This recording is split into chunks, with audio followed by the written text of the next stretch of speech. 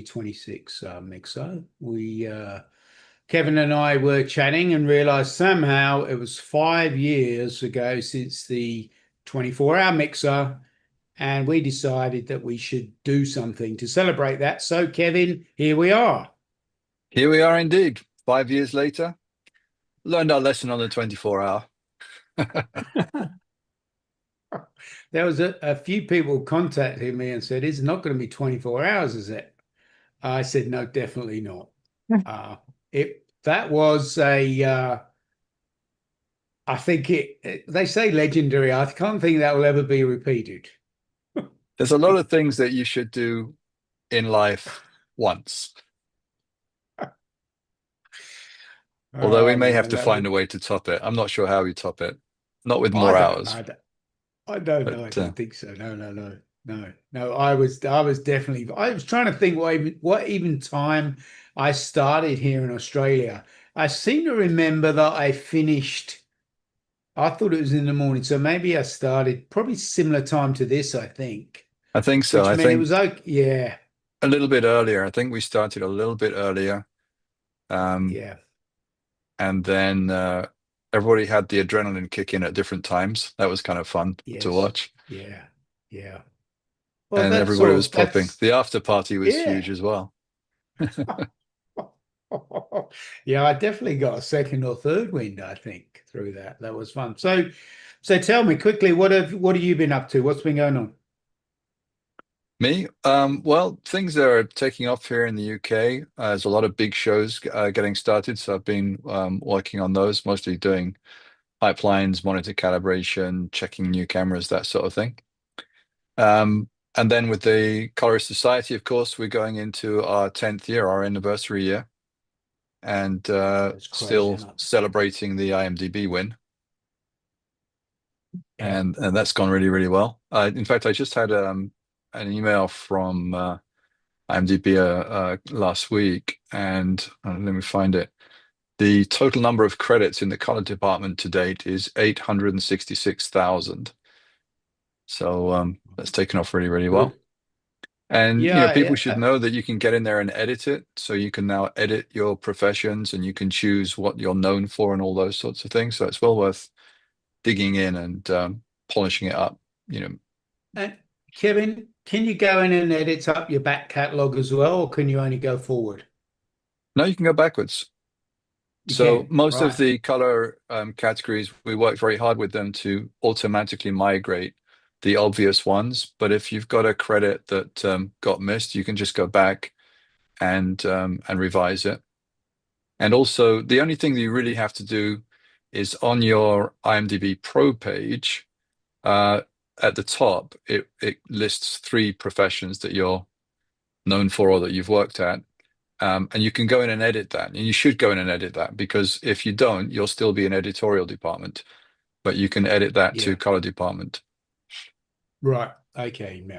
Yeah, I think that's really worth reminding people, because I think there was an initial push when you got it, and people go, "Oh yeah, I need to do that." And now this is a good thing just to remind, colorists again that doesn't matter if you don't have that many credits. We all started with not many credits. Get in there, and then you make it a habit as well. And then also when you finish the movie and they're saying what credit do we use, we want to use a credit there, then you just get in the habit of doing it, and then that seems to work really well. Yeah, absolutely. And it's now searchable as well. So that means that people actually can look for who graded what, or I need a colorist, and I like this job or that job. So it's going to work well for us, I think. Good.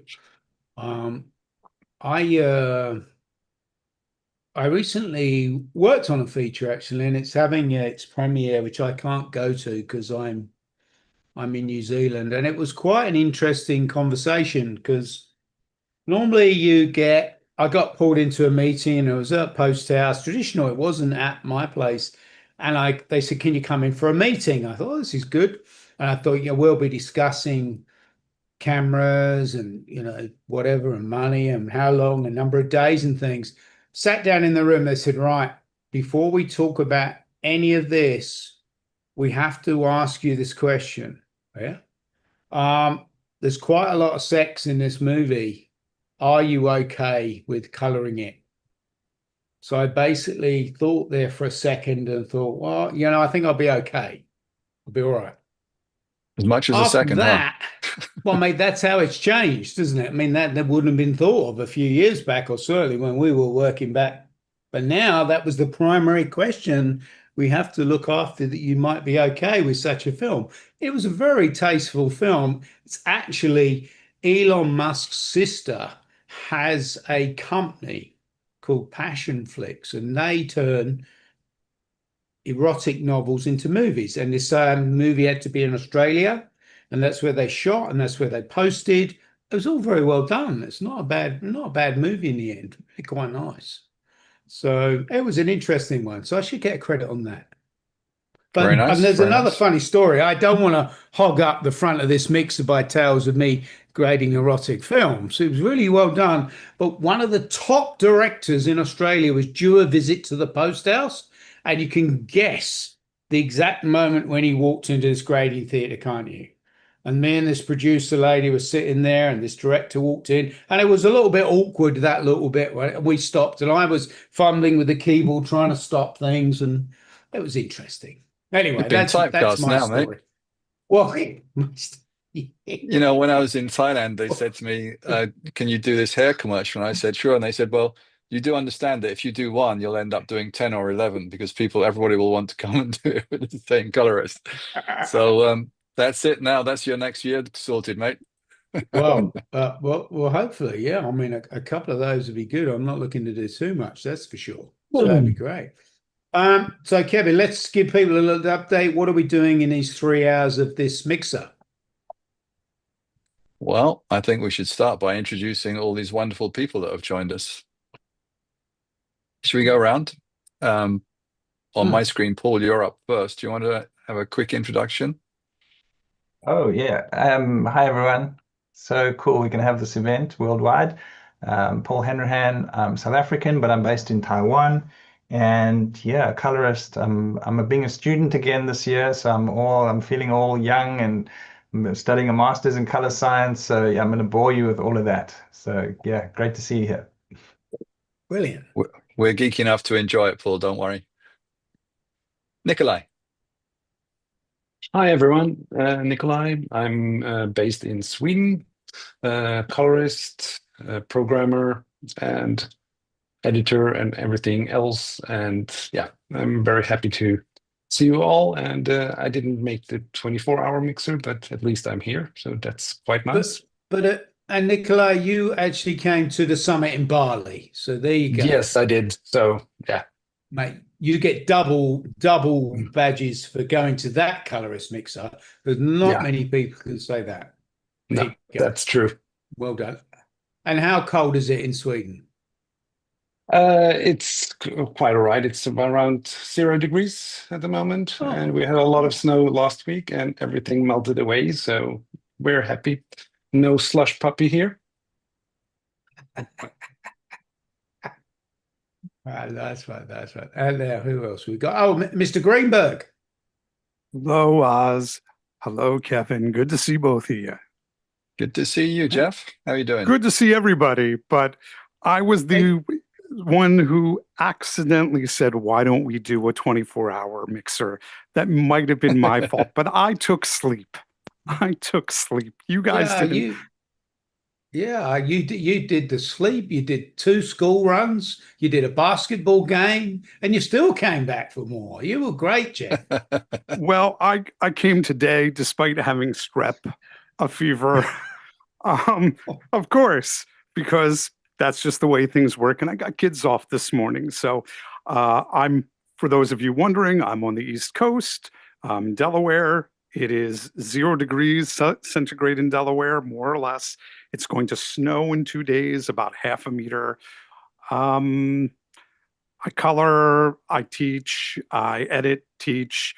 I'm agnostic. Of course, mostly I use Resolve for color, but I don't care. Whatever the client wants is what I'm happy to serve them with.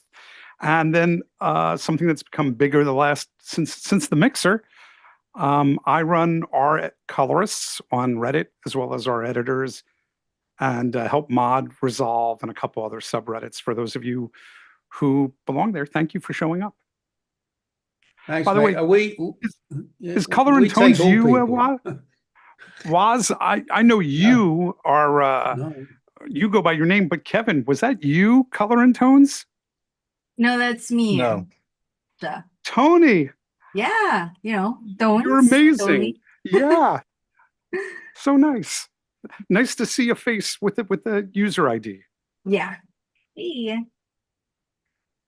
Good. That's fine, mate. We take agnostic people here. We don't discriminate. So you're good. Greg, you're another cold place. Good morning. Yeah, it's minus 20-ish Celsius here. So I think we probably have the record cold up over in Maine, United States. Good effort. Good effort. Let's Diego, it's not cold where you are, is it? Never. I mean, it's cold for me. It's 15. No, that's not going to work, Diego. That's cold. That's cold. It's 6 a.m., 15. And I'm so lazy to go out because it's freezing. I mean, it's not minus 20. It's not zero, but it's cold. We're going to talk about I'm so happy calibration a bit later, Diego. 15 is not freezing, I'm afraid. I'm sure you cannot calibrate with minus 20. Come on. What can you do with minus 20? Tell me. Just freeze. You can warm it up. Yes. Yeah. Anyway, I'm so happy to be here. Yeah, great to be in this mixer. Yeah, good. I love the marathons. I love all of the things that we're doing. Well, good, man. Good to be here. Good to be here. Kawa, how are you, bud? Hey everyone, I'm Karl Henriksson. I'm from one of the Baltic countries, Estonia, and it's quite curious because when the 24-hour mixer happened, that was just about the first event I attended with a lot of other fellow colorists, and I was at the very beginning of my color grading journey, let's put it that way. So how things have changed. But yeah, I'm a colorist, a color and digital imaging sense enthusiast, I'd like to say, working towards maybe one day being a proper scientist, and also an educator in the field. So there you go. And really glad to be here, invited to be among such amazing people and friends.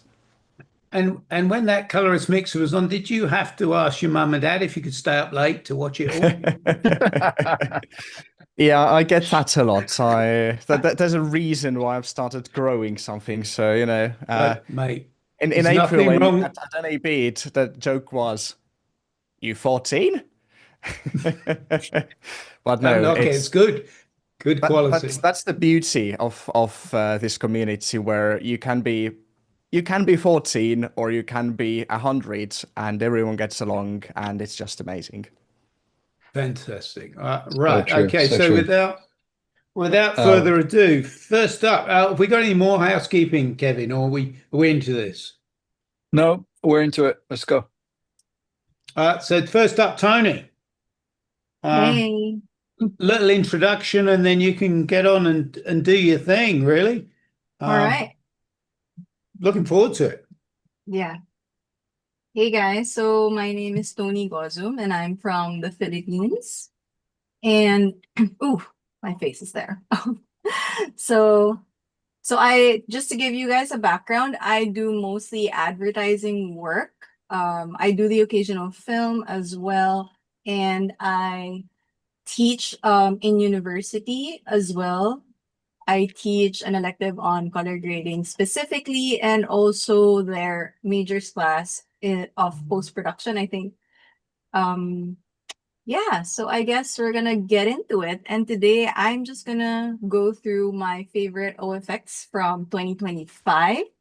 I came from, when I was starting out, I came from Nukoda Filmmaster, and back then we didn't really do a lot of color management or effects. We just like graded from scratch. We didn't even put any LUTs. So it was only probably like 5 years ago that I started getting more like adventurous and Resolve's other features. So I know I'm a late bloomer, but yeah. So I was having fun last year, especially since Resolve came out with a lot of new OFX. So let me share my screen so you guys can follow along. And I hope that you find these very helpful as well. Okay. All right. So I do have a few clips here to sample out. Some of these are from a recent documentary that I have been doing. So this is featuring a group of overlanders who went around the Philippines. So why is it not scrubbing? 1 second. This was working a moment ago. There you go. All right, there. Okay, so this is one of our beautiful mountains. It's Mount Mayon, but it's hiding behind the clouds. Okay, so one of my favorite things to use from last year was actually the color compressor. I don't know if you guys have actually used that. I'm going to pop up the chat, and guys, feel free to shout out any questions if you have any.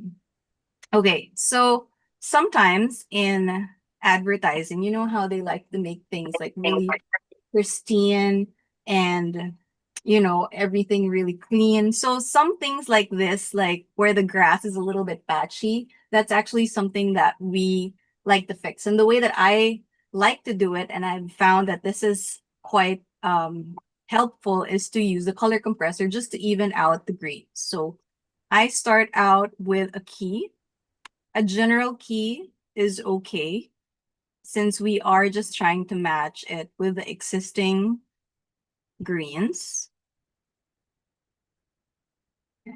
I do a little denoise and post filter there as well. And I like to keep my color compressor separate from my key, just in case I need that key again and I don't want to use the color compressor. I like to separate them, basically. Okay. I'm going to make it a little bigger so you guys can see it. And then the way that this works, if you've never used the color compressor before, so you can choose a target color. So if you have branding guidelines, you can actually enter the values here if they've given that to you, or you can use the color picker, like what I am going to do now. So just click on the color picker, and we can click on a nice green patch of grass.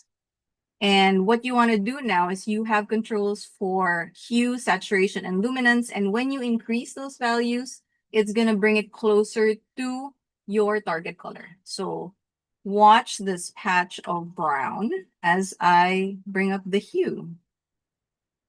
So now it becomes green. And if we zoom out to the whole picture, I can even bring up the saturation there. So now the brown patches, like here on top,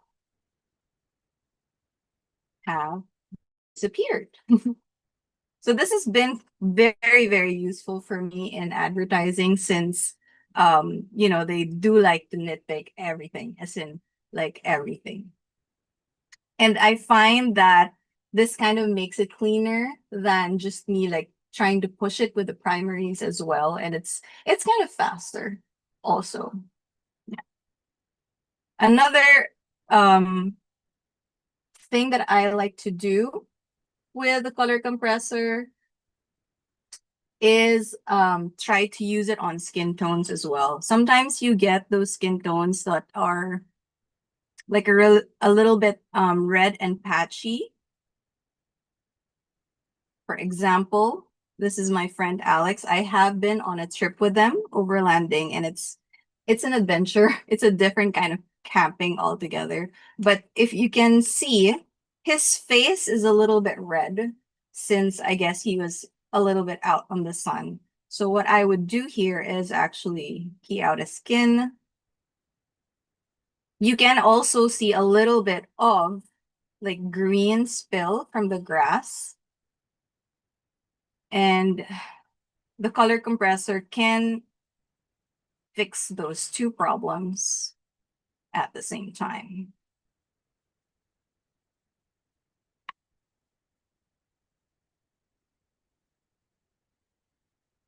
Again, picking a nice, probably peachy from his cheek. And actually right there, I can add a little saturation and color to his face. So now he doesn't look like all sunburnt.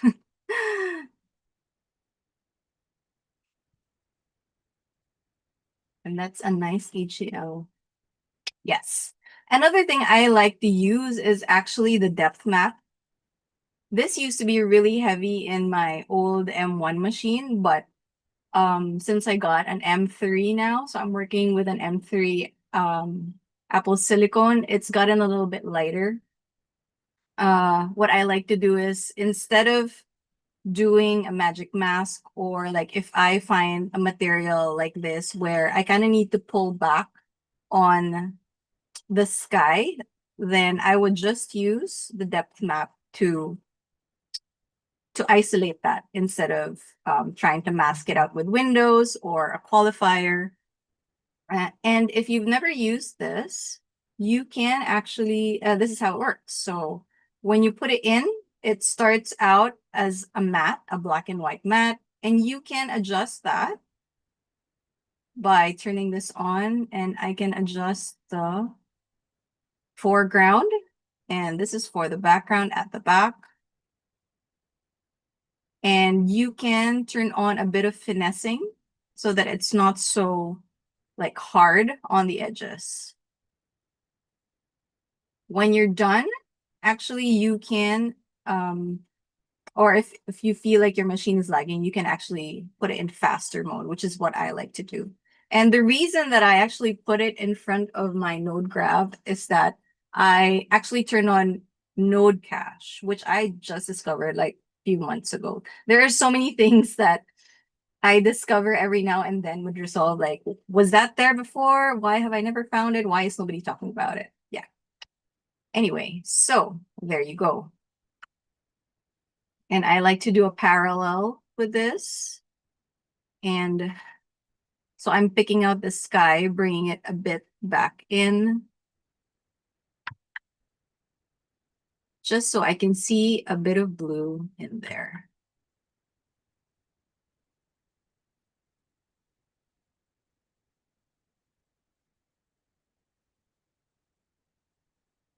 So I like another reason why I actually like to do the depth map to isolate is when we're doing commercials and I try to do it. I mean, I can do this with the magic mask, but the problem with the magic mask is if I try to extend the heads and tails of a shot, then I have to go back and retrack everything.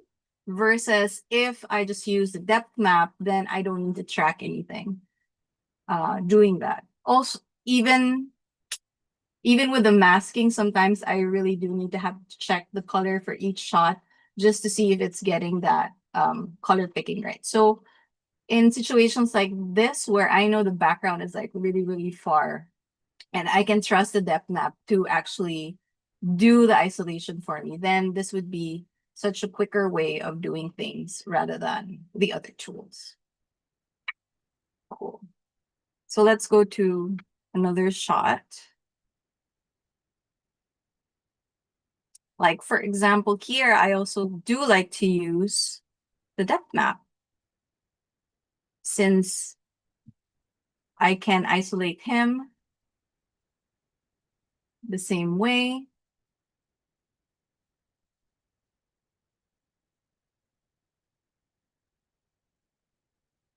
Now you might be thinking, why would I need to isolate him in this way? So I like to try to expect what my clients would want me to tweak. So this is something that I would actually do in my pre-grading. so that when they need me to isolate something, and usually when we're doing grading and advertising here where I am in the Philippines, we do adjustments on the spot, like as they are either on a Zoom or right next to me. So I don't like to keep them for very long. So I like to keep the session really short as well. So I try to prep everything, try to isolate everything that they probably want me to isolate. So this is like a quick way of isolating the foreground. So for example, his skin is usually one of the things that we isolate all the time in advertising. I would isolate that really quickly. Maybe boost it up. Sometimes they would ask me to bring down the background so that he pops up more. The focus is more on him. Things like spills on his legs from the grass. It's not a chroma, but actually it's something that we do need to fix, even if it's like a natural thing to happen. So instead of, I could use the color compressor on that, but another tool that I like to use is for this situation is actually the D-spill. And you can make creative looks out of the D-spill as well. Not necessarily for a D-spill of chromas or green screens. So it works just as well. So now the spill from the grass, which is basically a chroma green, is now gone without me having to do so much. For some reason, the problem with D-spill for me is when it's de-spilling blue. I don't know if you guys ever experienced that using the D-spill on blue. It doesn't work as well, actually. So, and I was able to ask permission from one of my projects to use as a sample. So if we put the D-spill on this and if we turn it into blue, it doesn't really get that table very nicely. So you can see the spill on the blue, and it's not turning the table a nice brown. Even if I turn it down a little bit, it's just going to bring it back to blue. So actually, in this situation, I would actually use the color compressor for the table to fix that D-spill.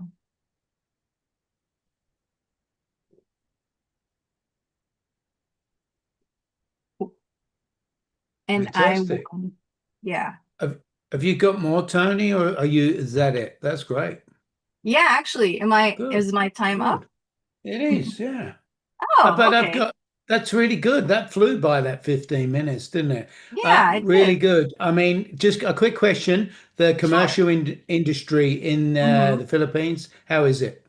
Was it busy? Oh, it's doing really well. I was quite busy this January, actually. So yeah, but I'm happy to have been able to do this. It was timed perfectly because on Thursdays is actually my university day. So I've been teaching the whole day. Cool. So kind of in a And group. your rates have stayed much the same. Your billings stayed good. Yep. That's great. That's good to hear. Good to hear. Yeah, before you go, we're bringing up Nikolai's coming up next. Give me one show that people should watch next year for nice color or film. For This year, film. what should they watch? What do you like? What did you like? Film or TV show? Oh my gosh. I did really enjoy Stranger Things. It's Okay, good one. I just watched it. The last season was really good, and I tried to restart watching it. It's so interesting now to see the start, All right. knowing the end. Great. Good. Skip Kimball. Great. Can you kick your scroll? You kicked out your screen. Thanks, Toni. That was fantastic. Well done. Make sure you put your details in the Zoom chat so people can find you. Nikolai, how are you, buddy? I'm fine.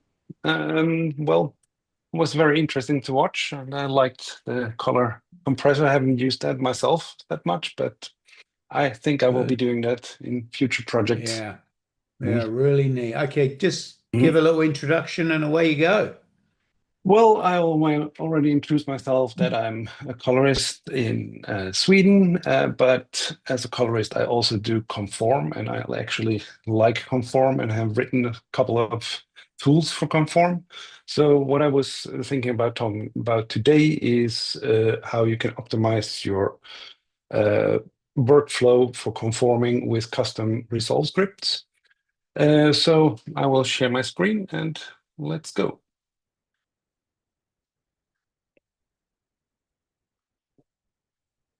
There we go. Okay, so let's say we have an XML. So we import a new timeline from an XML, which we edited in Premiere, import it. All the settings are okay, automatic project, import everything, use sizing, and so on. We press OK, and we get this 10 clips are missing. Let's investigate what this is all about. As you can see, some of the clips, this is actually from a dive trip I've done in Bonaire. So, well, we have some shots that are missing. Let's investigate. So what we can do in the index here is to just show offline clips. And when I look at the source in, it all says 000. So something has been wrong when I created the offline clips for these files. So let's go back to the media page and see what happens. And if I look here, day 1, all the shots are there, but on day 3, so day 2 is actually missing. So let's see what happens if I import that. So I create a new bin. Why doesn't it?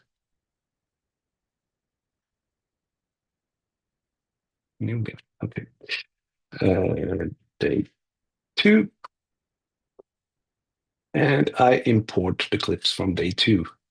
And I was correct. The time code was actually not correct. So going back here, I check this. It's clip 10380. I go there.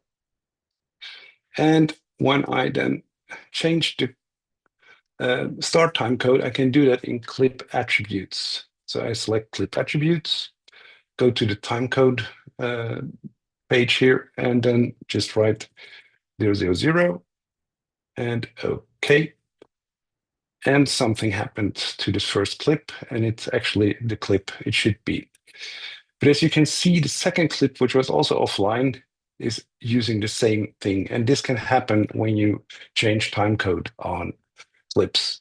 But we can just reload the XML file and then everything will be fine.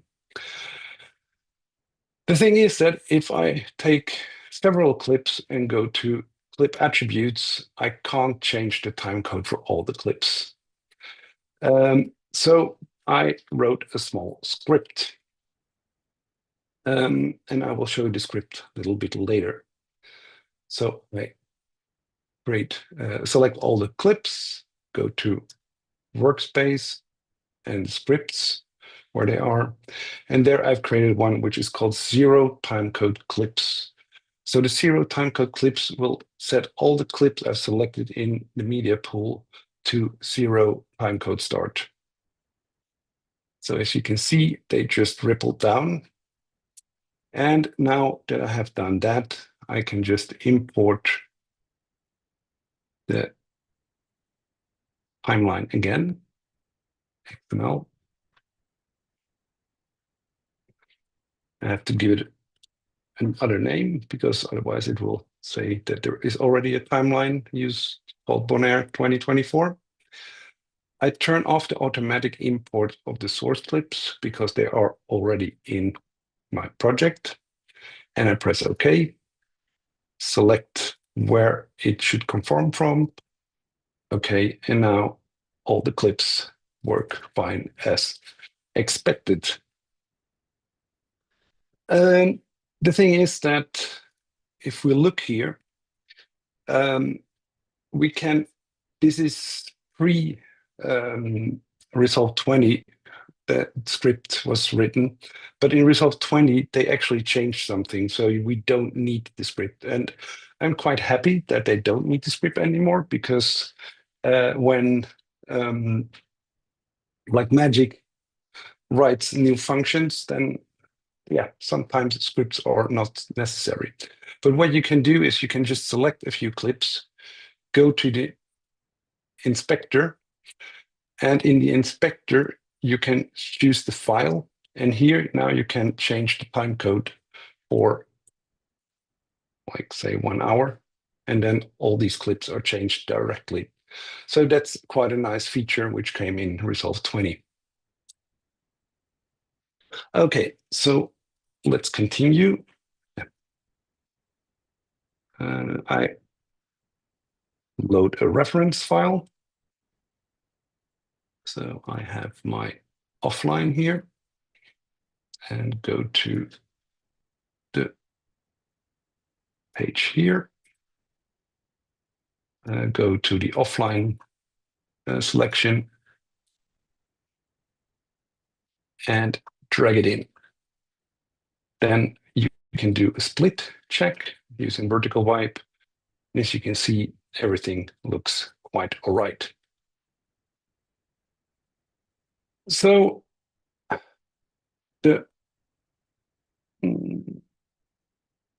if we go to my web page, which is called niva.nu, if there is on there, you can go to the DR scripts, or you can go on the page on freeware DaVinci Resolve scripts. And here you find a lot of free Resolve scripts, which I've created and which you can download and use and also learn from. Refresh clips is one I did, where when you rendered like text in After Effects and updated, so if there was a spelling error, it didn't update the footage in Resolve. So what you can do now is you can actually update it with this script, but this is also fixed in Resolve 20, but I'm still keeping the script here anyway. Stereo timecode clips, that's the script we just used. And I also made one for zero time clips 24, because sometimes you need to have 24 hours when you get from offline. Then we have a queue selected timelines, which is kind of a render queue thing, where you can just add a lot of your timelines with a certain preset. And what you can do here as well, you can select what directory. If you use the normal add render queue, you can only select, they all go to the same destination. And here you can now select that. Then there is the color space exchange, which you can use if you're using color managed projects. The color managed projects, you can copy the input color space and the IDT settings from a project and load it into another project. So if you do a color trace, it only color traces the actual node trees, and it doesn't take care of the input color space you used from the source timeline. So this way you can actually exchange between projects, which is quite nice. And then we have a last one, which is the timeline blanking detector. And that one, I hope that Blackmagic will implement really soon, because it would be really nice. But I will be showing you how it works. So going back to Resolve. In Resolve, you can select in the timeline viewer background alert red, which then shows you if I turn off this, it shows if there is somewhere we have like blanking issues, which is very nice, but it's a manual thing and you have to look for it. So I created this script. if we go to the workspace, there is something called console. And console, if you're using scripts, console is the place where you get feedback from what the script is saying. So you can, it's always good when you're using scripts to open it, because it also shows you if there are errors in your script. Then I go to script again and select timeline blanking. And there I get a little requester asking me what video tracks I want to use. I can use all. I can just use video 1 or video 2. If I have shots where which I have moved on video track 2, I maybe don't want to get all those in there as well. But in this case, we just have one video track, so I will just use all. Press OK. And as you can see, we've gotten some markers. If I go to markers here, you see blanking left, right, and bottom. So it's because it's rotated. There is blanking on all sides. You have blanking at the bottom.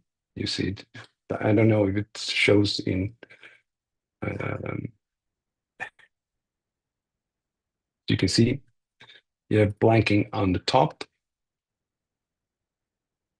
right here, and blanking left and top. So then you can just go in and adjust those things. I'm not sure. Okay, well, yeah, I just have a few minutes left. Then going to the scripts, like I said, just don't download the scripts and install them. Look at what they do. They're quite easy. You just open them in like any text editor. I just can go through really quickly what the zero timecode clips script does. I'm using something called Lua, which is a language, and the script is not longer than this. The timeline blanking script is obviously a bit longer because it does a lot more and there's a lot of calculations as well. But what it does is here the script starts and the API, Blackmagic's API gives you a lot of functions, and these functions you can then put into variables. The variable here, you get the function resolve in the variable resolve, which you then can use to get the project manager, which the project manager, you can get the current project, and in the current project, you can then get the media pool. And in the media pool variable, you can then get the selected clips, and that's the clips I selected that I want to create the zero timeline. These clips will then be in something called an array, which means that there can a lot of clips in this array. And this array can then be with something called a for loop. You can do a loop around these clips. So it will check every clip. It looks if the clips are actually a clip or if it's a timeline or something else. And if it's something else, it doesn't do anything. But if it's a source clip, it will set the clip property for start timecode to 0000. So it's very easy. So if you need to modify the script, you can just modify it. The one where we had the 24-hour script, it just is 24 here instead, and that's it. So that's basically what I wanted to talk about.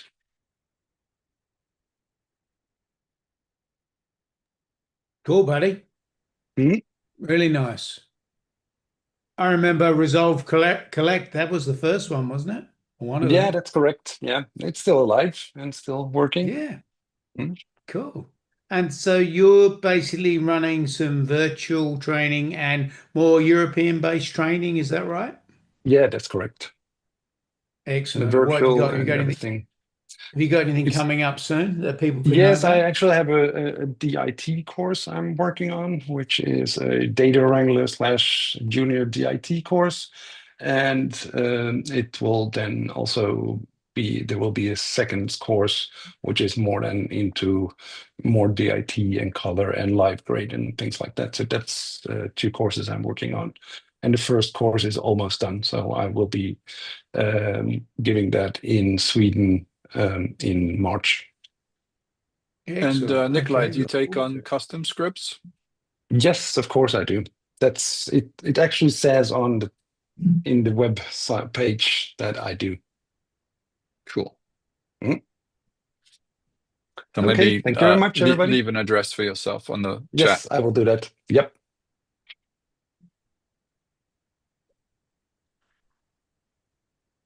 Okay, moving swiftly on. What's up next, Was? Christoph, Yes. how are you? How are you? Good, good. Thank you, Kevin. Thank you, Warren. It's a real pleasure for me. It's my first participation, and I'm really impressed to follow this event, to have all those tips, because of course, as you can guess, I'm not a colorist. I'm not a specialist in all this artistic area. So first, I apologize. My presentation will really not be the same. It will not be artistic, but more technical. So just to present myself. So I'm Christophe Pitre.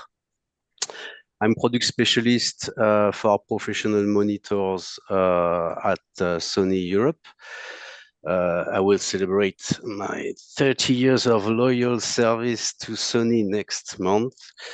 I began as a bench engineer repairing all Betacam products from analog Betacam SP to HDCam SR, VTRs, and camcorders.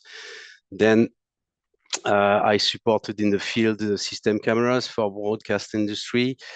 Then back in the cinema industry, 10 years for supporting in the field digital cinema with SXRD Sony projectors. And since 2023, I'm in charge of technical support in marketing team, specifically for professional monitors. So let me share my screen if I manage to do this, but I think we did that. Yes, I'm based in France. I don't remember if I told that, so sorry for my accent. It should be all right. Can you see my screen? Yep, that's good. Cool. So the idea of this 15-minute slot is to go through important considerations related to the characteristics that define a reference monitor used for grading all kind of high quality visual content. So wherever you are located, guys, and whatever kind of content you are working on, commercial, feature film, video clips, etc. The result of your job is supposed to be seen in many different places all over the world, and in many different conditions, also with different kind of displays, with different renderings, depending not only on the technology used, but also on the additional processes that can be used on those devices. And we all know that many of them are a bit destroying the picture. So I understand that for you guys, it must be a bit frustrating to spend hours on one sequence without controlling the way it will be seen. So yes, after discussing with some of you, there may be some desire to grade content on monitors whose characteristics and technology are similar to those we have at home. But there are so many disparate cases that as we move closer to a technology-related rendering, we move further away from other. Therefore, the only way to overcome doubts related to the considerable diversity of final renderings at home is to maintain the grading monitor as a reference, which must meet precise tolerances. And this will remain the best guarantee of consistent quality for your clients, whether they are film, television, or OTT productions. With the possibility to have, and I think this is now the case in many different grading suites, to have a high-end consumer screen in the suite available as a client display, and allowing to view the rendering on the high-end consumer screen. Of course, the quality of the screen should be as close as possible to that of the color grading monitor. We have the A95, which is now quite well known as one of the best components. It's a QD OLED technology, but it's really close to what we can have. So to help us defining the characteristics and specifications associated with a reference monitor, we can refer to those two documents provided by EBU. So European Broadcast Union is an alliance of service public media. They have more than 30 associates in all different continents. So although they are mainly aimed at the broadcast industry, we can consider them as a reference for all areas of production, since they define 3 levels of quality: grade 3, grade 2, and grade 1. Those documents are used by our design department in Japan to assess the quality of a display technology and to ensure that a monitor can be classified as grade 1, 2, or 3. So what interests us here is the grade 1. We don't have time here to go through all the details of all the characteristics given by EBU, but we can list important ones, and we will see that for all of them, EBU defines some specifications and tolerances. So if we only talk about HDR monitor, and now I think in post-production is the case, we have the big 3 all related to the dynamic of optical energy available. We have peak luminance, black level, and contrast ratio, but we have other very important ones. In terms of color gamut, there are 2 variations, in fact, of grade 1, because the grade 1A and grade 1B. Grade 1A is related directly to Rec 2020 color space, but as no manufacturers at the moment is able to provide this very large color space, EBU defined the grade 1B specification, which lies between P3 and Rec 2020. Transfer function is related to the linearity of the entire optical to optical transfer function when a PQ or HLG EOTF is applied on the monitor. Color reproduction defines for midtones the maximum chromatic deviation between the measured chromatic coordinates and those defined for the color checker pattern. And tolerance is smaller for skin tones, very important. Grayscale tracking is the maximum chromatic deviation measured for all grayscale pattern steps. Viewing angle is the maximum luminance difference observed when shifting 45 degrees from horizontal axis. Delay time is the rising time and the falling time between input and display. And finally, uniformity, which is very important characteristic that ensure the homogeneity of the display in terms of luminance and chromaticity.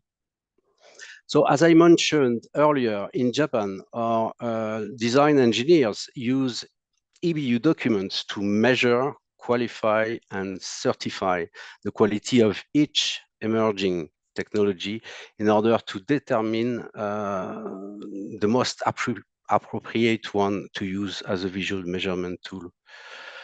For reference monitors in post-productions, these grade 1 specifications are very useful. As an example, I will focus on those 3, which we'll now explore in more detail. So let's begin with luminance. There were and there are still many questions related to why Sony stopped OLED for post-production monitors, and we really understand that concern. It's principally coming with the arrival of HDR. BVMX 300 was our last 30-inch OLED monitor. It was able to reach 1000 nits on 10% of the screen. But since then, for HDR monitor, the target for the design team is to reach 1000 nits full screen to have more headroom available.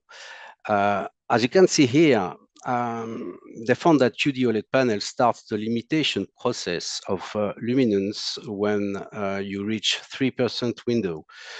And the measured luminance for 10% window is 450 nits.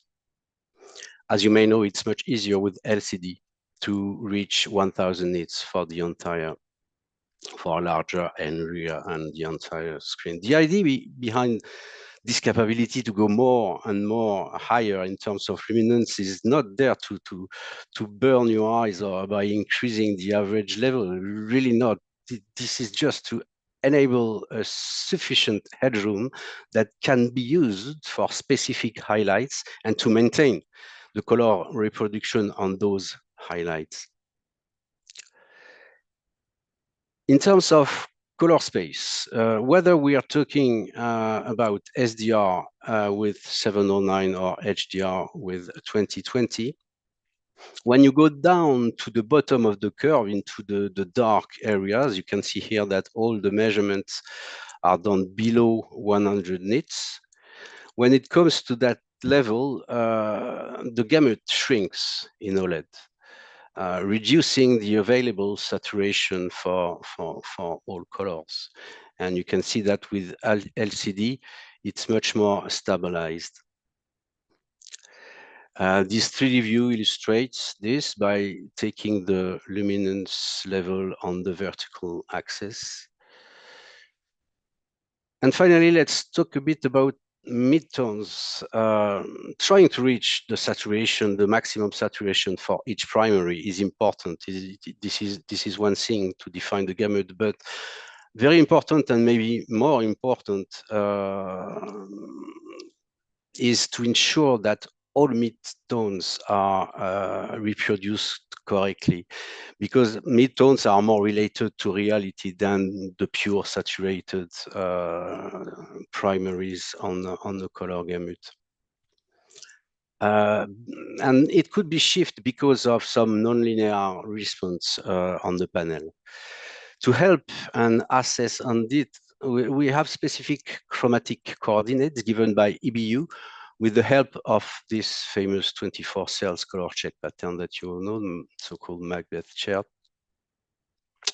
And EBU defines two levels of tolerances in terms of color difference for grade 1, grade 2, and grade 3. We use delta UV rather than delta XY because it gives a more faithful result to human perception of color difference. So Japan found that during their study on QD OLED that the midtones are not the response. So the circles here are the circles related to the tolerance. So the red for grade 1 and the purple for grade 2 and grade 3, and the very specific additional one for skin tones. So the result is not as good as for LCD and especially for the skin tones. It's also quite interesting to see that single layer LCD is finally the best response in terms of midtones reproduction, but both dual layer and single layer are within grade 1 specification. So that's all from my side. I hope it was informative for all of you. Thank you for your attention. This presentation is not intended to reject a technology. Especially because we develop OLED products for high-end consumer market, and our client monitor, the A95, is really the closest thing to a benchmark. It was just to keep in mind that our designers are committed to do everything possible to offer the very best, to define a reference monitor whose optical rendering is as faithful as possible to the incoming signal. So I don't know how much time. Oh, that's good. That's really, really useful information, Christophe. Appreciate it. Thank you very much. Can you just, in the last couple of minutes, can you just say a few words about the white point? Because these standards have options and variations, and in recent years we've seen a little bit of shall we say competition, I don't know, between the OLEDs and the LCDs in terms of white point? In terms of white point, there are different studies that have been made in Japan. The first one is when they decided to use the Judd offset for flat panel, whether it is OLED and LCD, because they made additional studies in Japan other than those done for the Judd offset, and they agreed that to compare with CRT, the flat panel, the white point flat panel should be with the Judd offset. That means that in factory from now we use the Judd offset as the white point by default. With the last 3110, you have the name in the name of the memory for the white point. There is Judd under parentheses to warn you that we decided at Sony Factory to adjust with Judd offset. But of course, you can do what you want, because we know that there are people that are still really focused on the fact that we need to use CIE 1931, pure D65, because many displays at home are D65 by default, but we also know that all processes like warm, cool in the consumer display change that a lot. Change that, yeah. So we have plenty of memories available. We have 5 users for white point, so that you can of course adjust the one you want. But by default, our monitors are adjusted at factory with the Judd offset. But need calibration all the same. We have to keep Of course, need calibration. So, and we'll pick that up with Greg in one of the later sessions. Yeah. Okay. Very cool. Thank you, Christophe. Appreciate that. Thank you, and thank you again for the opportunity to. Oh no, thank you for your support. It was great. Thanks a lot. Hey Jeff. Hey Woz. Hey Kev. How you doing? Yep. Sick, but it's, we all work when we're sick. It's a terrible thought about our industry. When was the last time you guys, Kevin, both of you guys probably would go home when you were sick? No. In fact, I just did a tour of China where I had almost lost my voice and I was having to drink and medicate. I mean, all the time just to be able to be heard. It's a bit like being a parent, Jeff. You know what that's like. That's not an option. There are no options. There is no rest for the wicked or the damned, and I'm both. Gentlemen, so good to see the two of you. Yeah, well, it's a bit hard when you're freelance, isn't it? There's no sick pay or go home. I've got 6 sick days left. I'm going to take them. Doesn't really work like that. It doesn't, but I'm pretty much on the mend. I've had some great stuff, fun stuff going on. What are we talking about this morning? We're looking for Marcel actually from Calman. He's going to come on and just do a little update really and just say hello really. We're looking for him if he's in the house. While you're looking for him, yeah. I'll just mention it's one of the things that we have 2 prerequisites for people on Reddit if they're going to ask a question about monitoring. 1, what's your hardware interface? And if you don't have one and it's not calibrated, our conversation pretty much has to stop at that point. Yeah, good. Because there is no way to verify anything whatsoever. Now, isn't that a great feeder to talk about Calman? Great way to introduce. Welcome, Marcel. Hello, everyone. Hello, everybody. I hope everyone can hear me properly. Sounding Excellent. good. Thank you so much. First of all, thank you. Maybe those who don't know me here on the call, my name is Marcel. I'm VP Marketing at Pitre Displays, the company behind Calman. Most of you who have met me know probably that I would do everything, almost everything for Jeff, for Kevin, and for Warren, even getting up at 4 in the morning. Let me check. It's like what Pacific time at this point. First of all, thank you so much, you guys from iColorist and the Colorist Society for being such a strong partner with Portrait Displays. I have to say that, as you know, everything is all about the art, also for us. Even if we love technology, even if we are geeky, even if we try to create great products and great experiences with the products to make the life of every colorist out there more easy, or every person that's working in production, from lens all the way to living room, to maintain and preserve the creative intent. I think it's very important that I cannot emphasize enough that we, like you, are all about the creative intent in the first place. All the technology that we create to ensure that you can trust what you look at is basically our number one priority. So without any further ado, I want to welcome everybody here on the call. I want to wish everyone a great and fantastic 2026 on behalf of Portrait Displays and on behalf of CalMan. And I can't wait to see more of those great talks today. There are a couple of little updates I have here before I will hand it over back to the speakers who have much more important things to say than I do, most likely. I want to tell you that, of course, CalMan, as you know it, as a piece of software that allows you to calibrate your displays either manually or automatically, will receive a lot of updates this year. We are going to continue to redesign the CalMan workflows even further. Not only the ones that you already know, but there will be also new ones being added very soon that will hopefully make your lives more easy.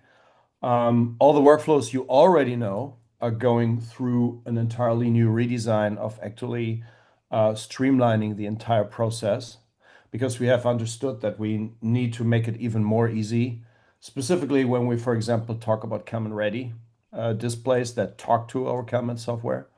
There's a lot of redesign and a lot of optimization going on this year. And those updates will happen through this year. So it's not just one update that's coming and then you're basically done, but we're just having a process because there's so many workflows that we are already starting and that we started to streamline last year under the watch of our senior product manager, David Abrams, as most of you know here as well, I guess. Another important thing is that I want to encourage you, all of you, if you have CalMan, to have another look at our new gamut rings feature and gamut rings footage that we actually provide in terms of training materials and tutorials. We have added a lot of tutorials last year on our YouTube channel. If you're really interested in learning more about what those features actually do and why they kind of are important, I super encourage you to actually have a look at our video channel and to subscribe it too, because we also have a couple of great original shows there. So our show Rec 709 Reasons Why, which is basically one of our original shows, covers a lot of partners that are actually working in the field. We have videos with AGA, how to use a color box, how to use and create 3D LUTs for color box, how to add all those kind of things into your workflow. And then, of course, on top of this, how, for example, also using CalMan in the world beyond post-production. So we have a lot of new footage, how to use it with Brompton and other controllers that you probably want to use with LED walls. There's a lot of stuff where we show you how to use it also in a field of custom installation or in large screen displays that is not just necessarily a color grading bay. So I absolutely can, again, encourage you to have a final look at that. And then for my last little minute, I just also want to talk about, again, some of the new products that were launched at CS Show. So there's a new Acer monitor out there, which is called Pro Designer, that just recently got the CalMan verification. It's a brand new product, like a 31-inch 6K monitor. As you know, all the 6K talk is going on there with all the displays and monitors out there right now. But we see more and more brands that were not necessarily in the creative field see and understand how important it is that they can deliver something that's already pretty good out of the box. So We get so many requests and inquiries these days as portrait displays for Canon verification or Canon ready that we have a hard time sometimes actually to follow up. So that's maybe the fourth important point this year is there's more hardware coming that hopefully makes your life as creative people more easy and more trustworthy what we do with the industry. So thank you for being with us, and I'll hang around a little bit, and I can't wait to see you all in person. Hopefully at NAB show then, finally, in a in-person. Man. Thanks for joining. Now, whereabouts are you? I don't think everyone got where you are, Marcel. Where are you in the world? Right now, I'm actually in Napa, which is where I live in California. So I moved 3 years ago to California, and I'm working now closely with the head office in Pleasanton, which is in the Bay Area in San Francisco. But I'm not fully remote. I'm working from Napa right now. So they're worst places in the world to be. So very nice. And so it is really early there for you. It is very early, but we love what we do, so that's we can. Well, thanks. To see you guys. Thanks a lot for joining. Now you are giving away a prize, aren't you? You're giving away one of your Calman bundles. That's exactly right. So there's the bundle price again. It's Calman Studio with a G1 generator, which is our 4K, also including Dolby Vision, everything, pattern generator, and a C6 HDR 5000. And for those who probably don't know why it's called HDR 5000, is because it gives you precise readings up to 5000 nits. So that's why there was a hardware update. And speaking of meters and colorimeters, I know there's some that are claiming they go up to 10,000 nits for not a lot of money, but you have to think about you only have so many bits available. So if you go to 10,000 bits, you have to decide where do you sacrifice your precision, right? At the time when we came up with the C6 HDR 5000, we used a specific hardware platform, but we said we're only utilizing up to 5,000 nits, but we give much more precision to the dark parts of the region, which we all know is important in HDR. And at the time, it was not really a thing about beyond 5,000 nits. I mean, that's still a thing. 5,000 nits is a good headroom, I think, for most of the monitors. As soon as there's a need for higher luminances, I'm sure we're coming up with another solution. But with this bundle, it should be covered for a good while. Thank you. Thanks for 5,000 joining. is pretty healthy. Thank you. Yeah. Cheers. Thanks, buddy. Mr. Paul, how are you? How are you, mate? Hey, Warren, how are you doing? All good. Good. All good. Good. Just a little intro for the people who join late, just where you are, what you're up to in the world, and then you can get into it. Yeah, just I'll say the same thing I said again. I'm from South Africa, but I'm based in Taiwan now, and been heading up we do monthly classes now for chat with the CSI in China. So China and Taiwan, and also back in South Africa at least once a year to teach courses. So yeah, keep in touch with the roots there. Coloring. I'm doing a master's now in color science at the Taiwan University of Science and Technology, which is a great place. It's amazing. So anyone who wants to really geek out and wants to 2 years in Taiwan, I'd recommend it. Lots of it's in English. You can probably get by. So yeah, come on over. All right, should I get going? I'm going to share my screen. And I'm going to start my timer. Okay, so my topic is going to be on visual cognition. So it's a personal interest of mine. And I'd like to pose a question today. Are we measuring the scene with cameras in our eye, or are we doing some kind of spatial color coding? So let me explain a bit more about that. Often, even at university level, you get this, on the one hand, you get people talking about the 3 cones, color-sensitive cones, light-sensitive cones in the eye, the long, medium, and short, LMS. And very quickly, LMS gets kind of shorthand abbreviated to RGB and kind of how we see or how a camera records. And there's this kind of shorthanding thing, which is, we just look at the cones, and then the thing is, in terms of the camera, we just want to do faithful recording. We want high dynamic range and et cetera, et cetera. In terms of the biological and the scientific end, lots of people just look at the cones themselves and say, okay, we just need to really specify these cones and know exactly what we do. And then we know, that's it. That's our RGB equivalent Bayer sensor for the eye, and we're good, right? Okay, so the whole other side of that is to say that viewing color, color doesn't exist out in the world. Color is a color-coded interface of spatial perception that we create. So if we look deeper into the visual system and we look at what's behind the cones, the ganglion cells, the horizontal cells, and the bipolar cells, it's way more about information extraction. So I'm going to try and present those two ideas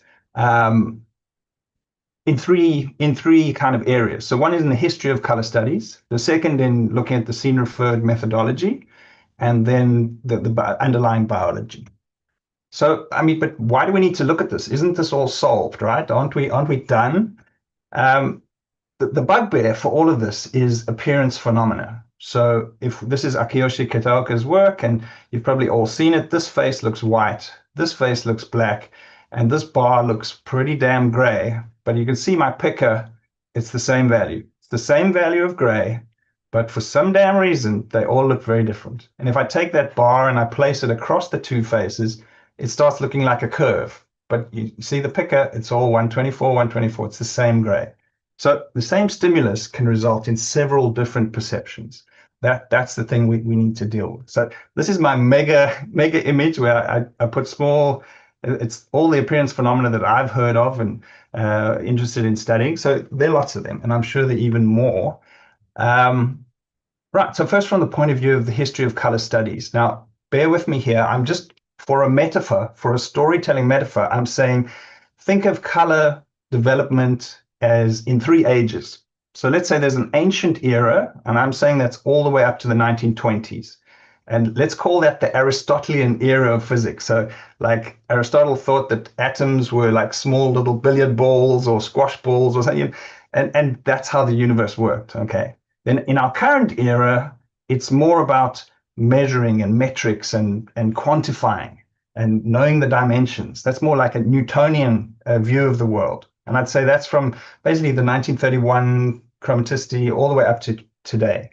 But what I think we need to get into in future is something that's more like an Einsteinian relative, like the rate at which my clock ticks on my wristwatch will be very different to a watch that's on a spaceship flying at a high different speed. There's relativity in the whole thing.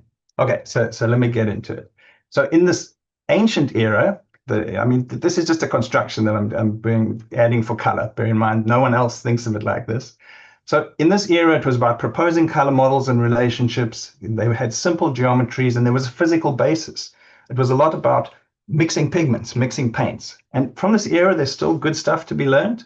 I mean, I'd look at what Maxwell was doing about tri-stimulus mixing, what Ostwald was doing about blackness, whiteness, and color components, a very important theory. And especially Munsell. I still, even though we don't use it in our industry, I still think Munsell's perceptually uniform balances, what he was actually spinning either spheres or separate swatches until they looked gray, and then he knew they were perceptually balanced. And it, what's been around for many years is the opponent process, this idea of opponent colors. And so I think from that era, and this is a slide prepared by José Luis Cavano, from ancient times all the way up, and you can see the last one, the second last is Ostwald's color model, and then the Munsell color model. And then we jump into what I'm calling the Newtonian era. Okay, so in this Newtonian era, which is basically the 1930s all the way to the present, it's all about coordinates and scaling. And it's a belief that the stimulus will map directly to some perception, and we just need to refine that map and get it better shaped or whatever, and then we'll have vision solved, right? So one of the first things was obviously the 1931 XYZ chromaticity space, and you can see, we have all other things going forward from then.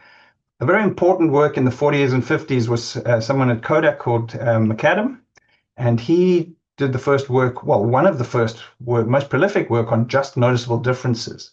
And he came up with, by testing a certain stimulus, and then he'd vary in all directions, and he found that the perceptual differences were very different to how they plot on the CIE chart. So there was we perceived a small change where it actually plots as a big change, for example. So then for a while, and even to today, because McAdam's work even is quoted now today, there's in the 1960s and the 1976, they basically just did projections, which is like mathematical stretching, simple mathematical stretching of the 31 diagram to be, they were trying to get the circles to be perfect circles and not elongated ellipses. And the mathematics used, you can see it's pretty much high school level mathematics, not too complicated. It's taking X, Y, and Z and getting new coordinates of U and V. There's our man Judd up top there. He had a much more complicated theory, so I think I'll go with McAdams' numbers. And then in 76, I thought, okay, this is too squashed. Let's stretch the vertical axis by 1.5, and you can see it's still simple stretches, squishes and squashes, nothing too complicated. Then along came other idea of introducing reference white, and spaces like LAB came about. So we don't only have the X, Y, Z values of the stimulus, we also have the X, Y, Z values of a reference white. So we can do hue and chroma, because we know where neutral is now, where before we had illuminance, but it wasn't really clearly defined. And some of these were well adopted, some of them are still used today, some have been dropped by the wayside. And then all through the year, all the way up to now, today, 2026, people are still designing and refining color appearance models. And the reason for color appearance models is to compensate for these appearance phenomena. So remember this kind of thing where the same stimulus looks different under different situations.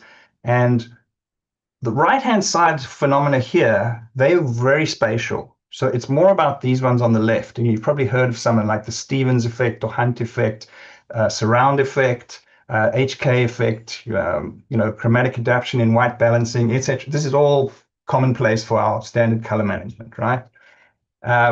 These are some of the ones that have been ratified or more well adopted. And just as a quick example, I'll say, so we take McAdams ellipses, this non-uniformity, the non-perceptual uniformity, should I say, and we convert it into LAB space. And you can see some of the spheres are tiny, some of them are huge.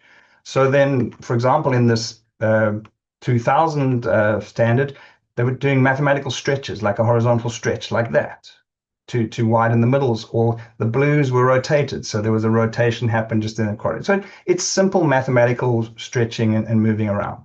Now, fast forward to today in the BT2100 HDR standard, through work by Dolby, they ratified a ICTCP. Not easy to say. It was based on an IPT color space done by Ebner and Fairchild, but it was, again, it's taking linear RGB using matrix multiplication to get it into LMS, the cone space, and then applying the inverse transfer function. It's detailed on Dolby's website. You can take a look. And then another 3D matrix to get it into the ICTCP space. And there are many functions. I've just highlighted a few here. The one was about evening out the hue linearity and getting skin tones in a better place, just distorting and twisting things such that instead of, a very irregular kind of macadam ellipses here, we get them much more even, perceptually even. So yeah, this is a quick look at what we currently deal with now in today's color management. But yeah, appearance phenomena still lurk there as this interesting thing. So if you've seen this example on Wikipedia, this looks like a yellow dress, this looks like a black dress, but if you take the samples, they're exactly the same. Another effect that this one is a real mind bender if you think about it, the Troxler effect. So if you stare at this cross, the periphery will just disappear into mush. I'm in a rush here, so I'll leave it to you to do this on your own. But basically, the Troxler effect, look it up. It's really a mind bender. If you think that vision is just like a camera, your eyes are like a camera, then check that out. That's going to challenge you. So yeah, these appearance phenomena, they're about relative differences, relationships, context, contrasts, gradients, edges, contours, etc., etc. Even multi-stability. We can look at one image and perceive it two different ways. So it's all about how we extract information from an image. And these effects are very much content specific. So one shot will have it more, the next shot will have it less, etc., etc. So yeah, what I'm looking at is how can we have a more like a engage more relativity into our color models and acknowledge that perception is a dynamic thing that varies with context, and look at vision as this color coding thing rather than this way to exactly record the scene outside of us. I'd recommend looking at Akiyoshi Kitaga's website or Michael Bach's website if you want to learn more about visual phenomena. And I've got a ton of papers, so just contact me and I can if you want to get into the weeds here, I can set you on your way. I mean, something that put me off a little bit was, during the course, they talked about things like computational photography. And so if you think you're taking a snap on your iPhone, you think, yeah, I'm just taking a photo. No, you're not. You're actually backed by big data analysis, segmenting where the face is, giving the face a different treatment, giving the background a different treatment, combining multiple exposures. So already we're down this brave new world path here of computer vision, facial recognition, et cetera, et cetera. So I'm not saying that we should combine this into our film world and our film technology, but guaranteed that in the future, the biological vision process is definitely there's going to be more bridges within the technology that we create. Okay, so just the second train would be the scene referred methodology. And, just quoting the classics here, this is Charles Poynton's textbook. We look at the scene, or we record with a camera to a monitor, and then the observer would have, a similar impression. And the underlying logic is to say that each light value in the scene maps to a certain color space coordinate under a particular exposure setting, right? And, you can see manufacturers, there's several examples. I've just taken one at random here saying, the scene and how it's conveyed in HDR versus in SDR, et cetera, et cetera. The ACES documentation talks about it, referencing the real scene, et cetera. I mean, these are my notes. This is how I teach it. So it's exactly, it's the way I teach it too, light out in nature and how it corresponds to various exposure values. Even at SIGGRAPH last year, there was a talk about, they measured nit values in the scene. And so, yeah, this is a very typical kind of worldview. And ultimately what underneath people are saying that in some sense, the eye and the camera are equivalents to each other. But if you look at the biology, it's way more like that. What the eye is actually doing, it's way more like a color code. Like this map is showing climate or temperature or something like that. What our eyes are doing is actually way more like that. So I can see my time is I've got about a minute left. So I'm going to fast forward into the biology. Typically, we look at just the cones, but there's a lot of more processing going on in the horizontal cells, the bipolar cells, et cetera. There's a lot of grouping, inhibition, and differencing. So, how can our eyes be a faithful Bayer sensor when the cones are not distributed evenly? Why is our peripheral vision not black and white when the periphery is all rods? Why are there no short cones in our fovea, the point that the middle of our visual sensor? Akoshi's got a good this Maxwell spot illusion. You can check that out on his site. The ratio of the cones are very different, which is also quite fascinating. But I'm just going to fast forward to these receptive fields. The main point is that cones get grouped together into receptive fields controlled by a bipolar cell. Now, they're either on center or off center. And if it's on center and the light falls on the center, then yep, you get neural firing. If it falls on the outside, it turns off. So these turn into size detectors. So it can detect objects of this certain size. Smaller or larger, the firing gets less. We detect edges. And far more than just seeing an image, it's like you're seeing, your vision is extracting the important detail, the edges that are important.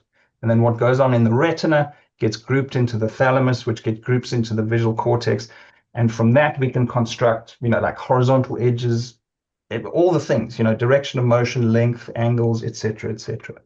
So yeah, just to wrap up, the color coding part, the last thing I want to say is that these retinal receptive fields, they may have short, medium, and long cones mixed, and they're doing addition and subtraction, the color difference signals, the cone opponent mechanism that takes place in the retina.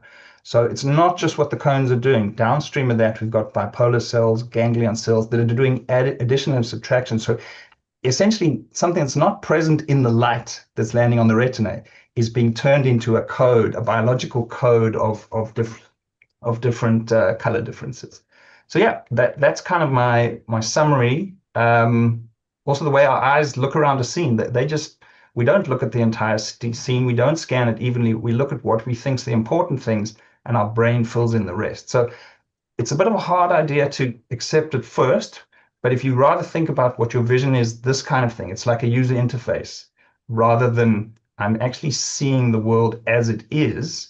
It's an interesting jumping off place for the future. So that's very it. good, mate. Yeah. Very good. Very good. You're eating into the Colombians' time. I'm stopping. They might send someone to. No, that was fantastic. Just put all your stuff in the chat, in both chats, where people can find more about you. Will do. Diego, voila. Hey, how are you? I'm well, man. I'm very That's well. great. Ernie. Hey, Yeah. how's it going? Great. I'm good, man. Thanks for joining. Right, I'll let you guys get on with your wizardry, and I'll sit back and relax. I'm loving this. Cool, perfect. So first, I'm right now in Colombia, in Bogota, Colombia. It's already okay. It's 8:30, and we are going to do a short talk about color collaboration. And I'm joining with my friend and my colleague Ernie. Where are you based right now? I just got to Queens, New York, and as I wrote you, just as I arrived, the passport systems went down, and I'm glad I'm here. So we're all ready. Yeah, so you live in Mexico, but you arrived to United States 1 hour ago, right? Oh yeah, we were working yesterday, and part of our talk is this: we are moving around and working in collaboration and connected in the air, connected on the ground. Well, most of the time, as long as we're connected, but we are, connected in that way to be collaboratively working constantly. Yeah, so the first question I want to say is that why collaborate with multiple colorists, Ernie? Well, I think some of the ideas come with taking, as we go in the industry and we grow, sometimes we get a little tired. We want to move on. We want to build. We always want to be learning, expanding. And I think one of the things color teams, for example, can do is we can take some of the processes and some of our strengths and build other strengths. And if we have a certain system, we can build like a sound team, a color team, for example, or a collaborative team editing and sound back together. So it's a good way to start to rebuild some of the teamwork when we've been so isolated. Yeah, and I also think that, for example, sound, there are multiple sound people working together. Editors, there are multiple editors. VFX, they are. So in color, a person has to do almost everything. So I think also the idea to work with multiple colorists is to develop multiple talents. So for example, a person can be specialized in skins, a person can be specialized in windows, light, another one in match. Another one can be the person that is like good at detecting the quality control, creative quality control, and technical quality control. So Ernie, are there any use cases? Well, we definitely, since Resolve came out with it some years ago, I think 2022, the first version, we jumped right in and we hit our head a little bit because we had to learn how to work together as a team, and to stay within guidelines like a construction. But there are a lot of scenarios where online in Resolve, color teams, we have gaps being filled where online or DI intermediate digital is working in the color for QC.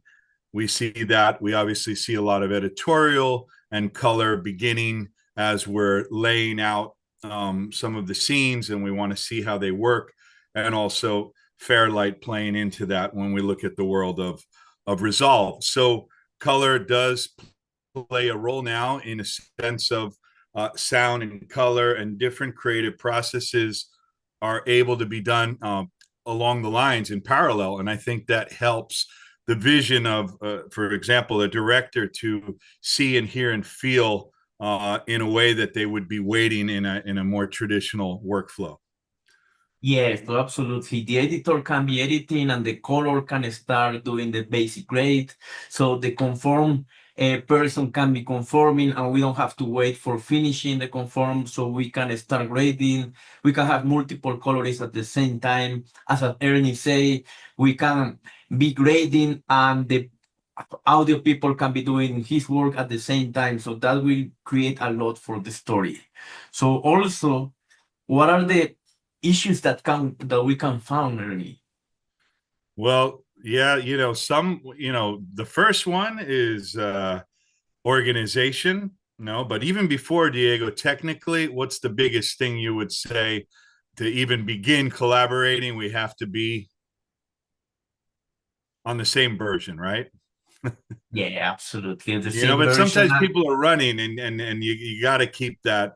And but organization is huge because you have to have lines. I mean, just like departments, the timeline is now there's a timeline director, if you would, somebody watching. And in a color team, for example, it's very easy to cross over into areas where you shouldn't be building or painting or working. So you really have to have an order to the team like you would, and the processes that make steps and sense. So if you have to reverse engineer, you know who's responsible for what, instead of just everybody jumping in there and making music. It's an analogy.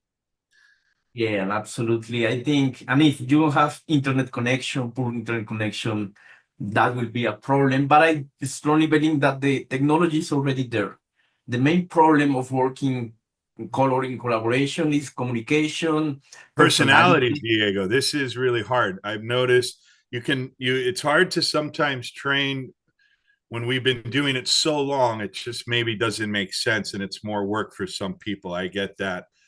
But personalities and being able to understand that you have to stick to this part, and the lead is doing what they do, but they may step back and have to work with a few other people, and like a team in anything, we have to be a team. And sometimes people are not in that mindset to really play in a team. And it's important in collaboration, and we are a band in a sense, as an analogy of musicians. We're working together, playing our parts, and coming out with something that with time and practice can be tremendous, because you have more of a body of strength when you become a unit.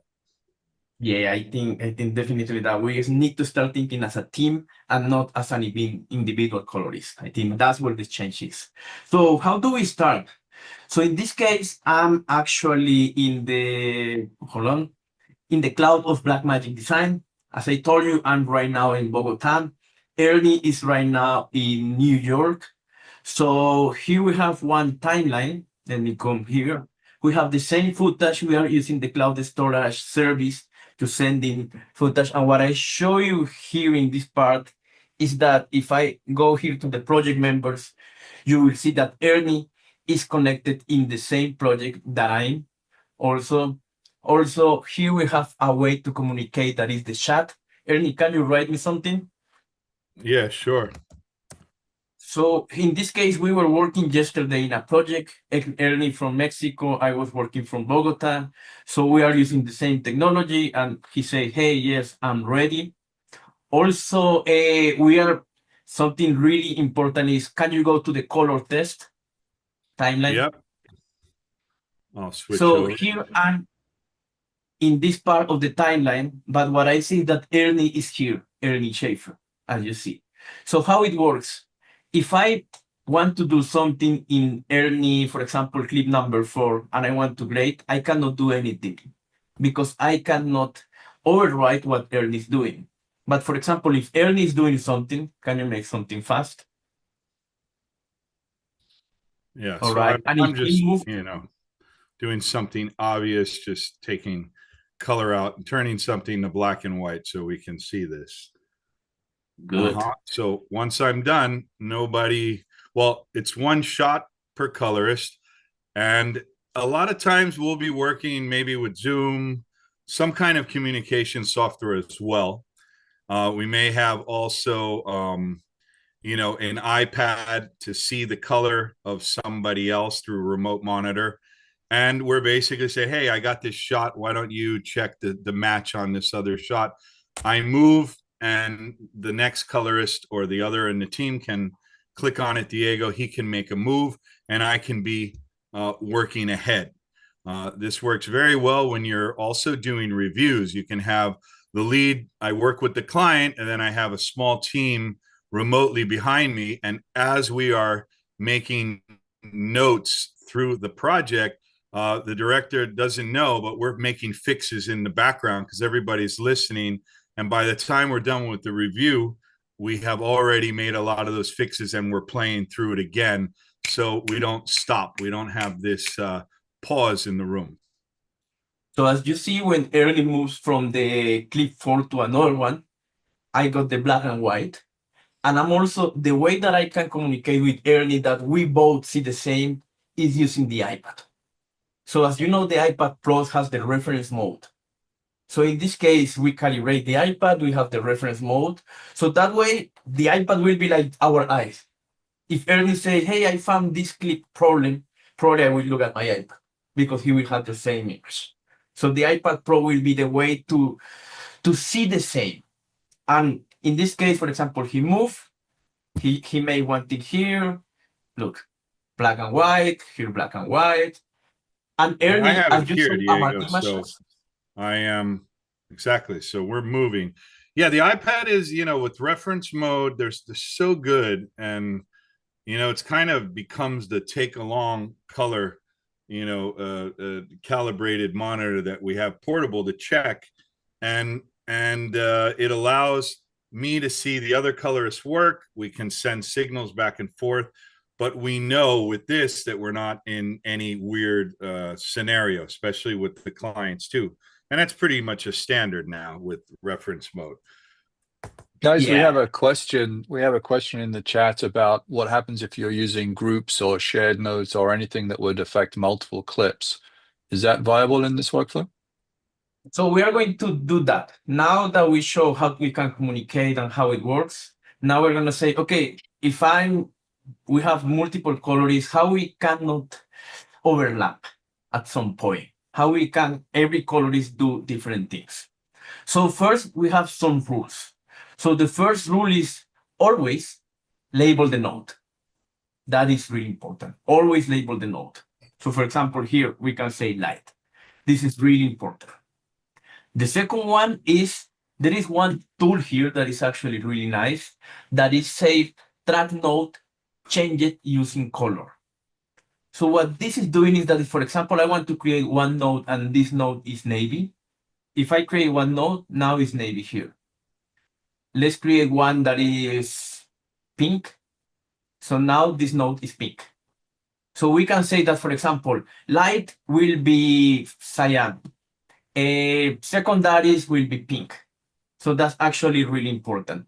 And also, let's not improvise. Let's create a node structure. And with that node structure, we can have, for example, all fixed here.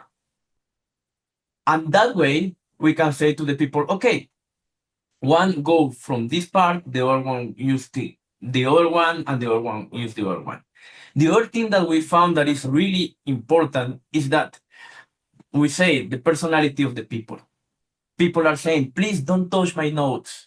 Please don't take this. So one tool that we found really useful is if you go to project settings, here we have in general option, layer stacks. So in the layer stacks, we are dividing the work for the people.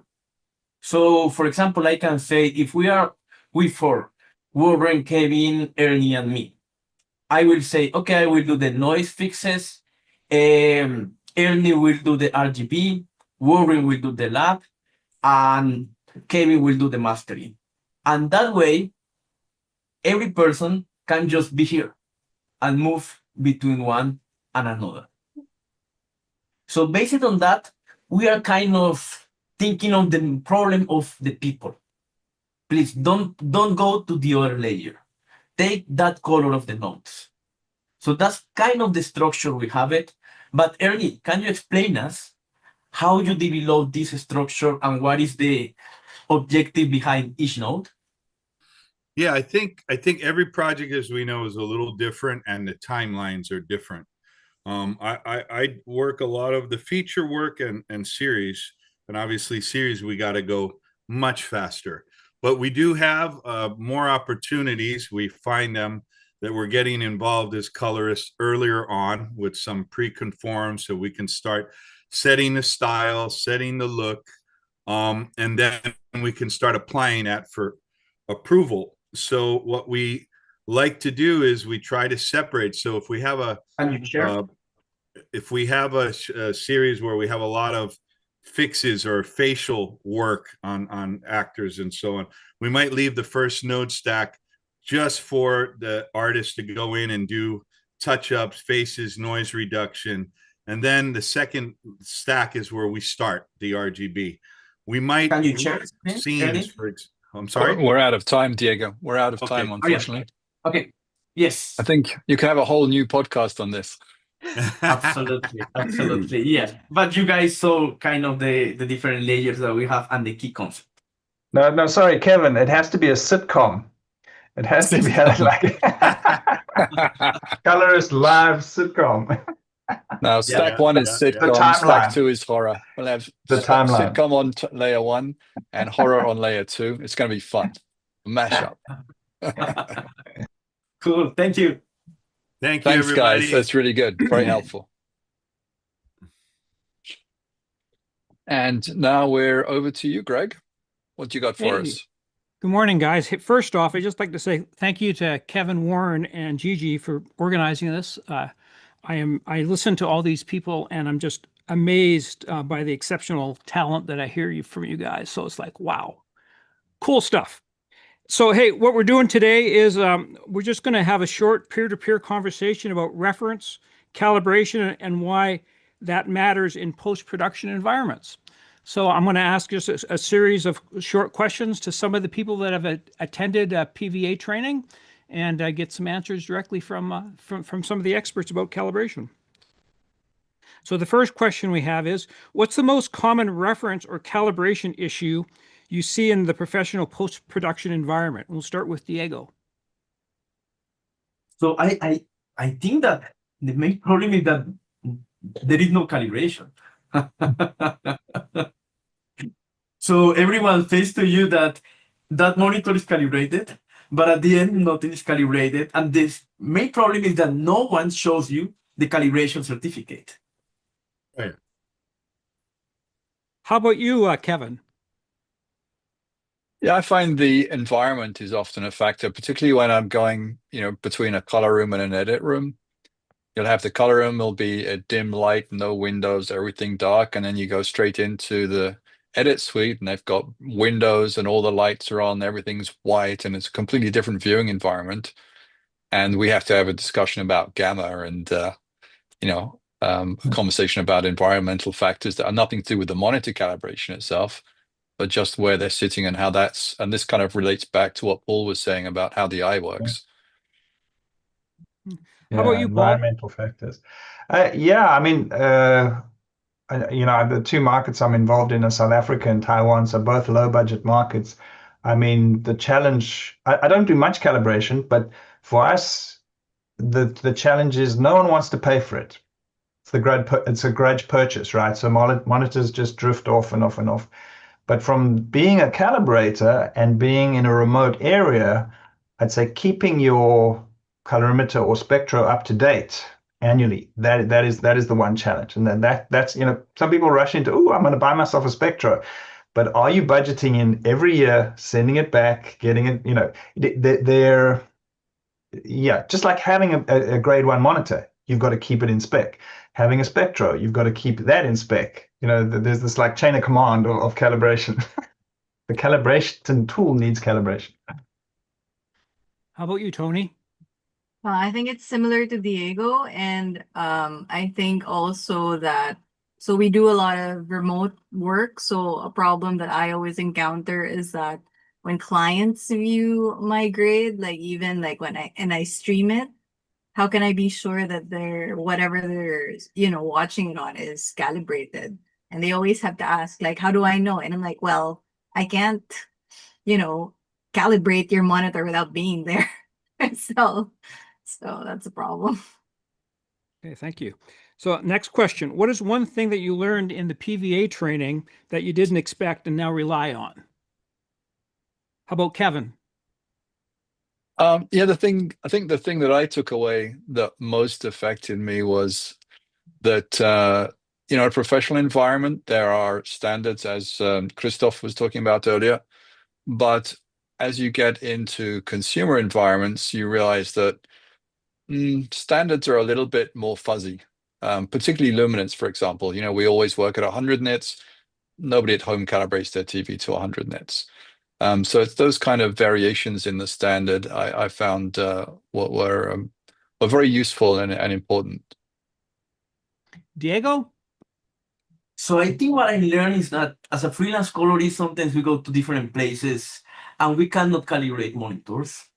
So one good thing is to have like some test patterns, and that we saw that in your class, that shows, or at least shows the problems of a monitor. For example, a grayscale, the window pattern, a checkerboard, something that I think is really important before going to any color place is to put that patterns and to check if the monitor that you are in front is ready to work.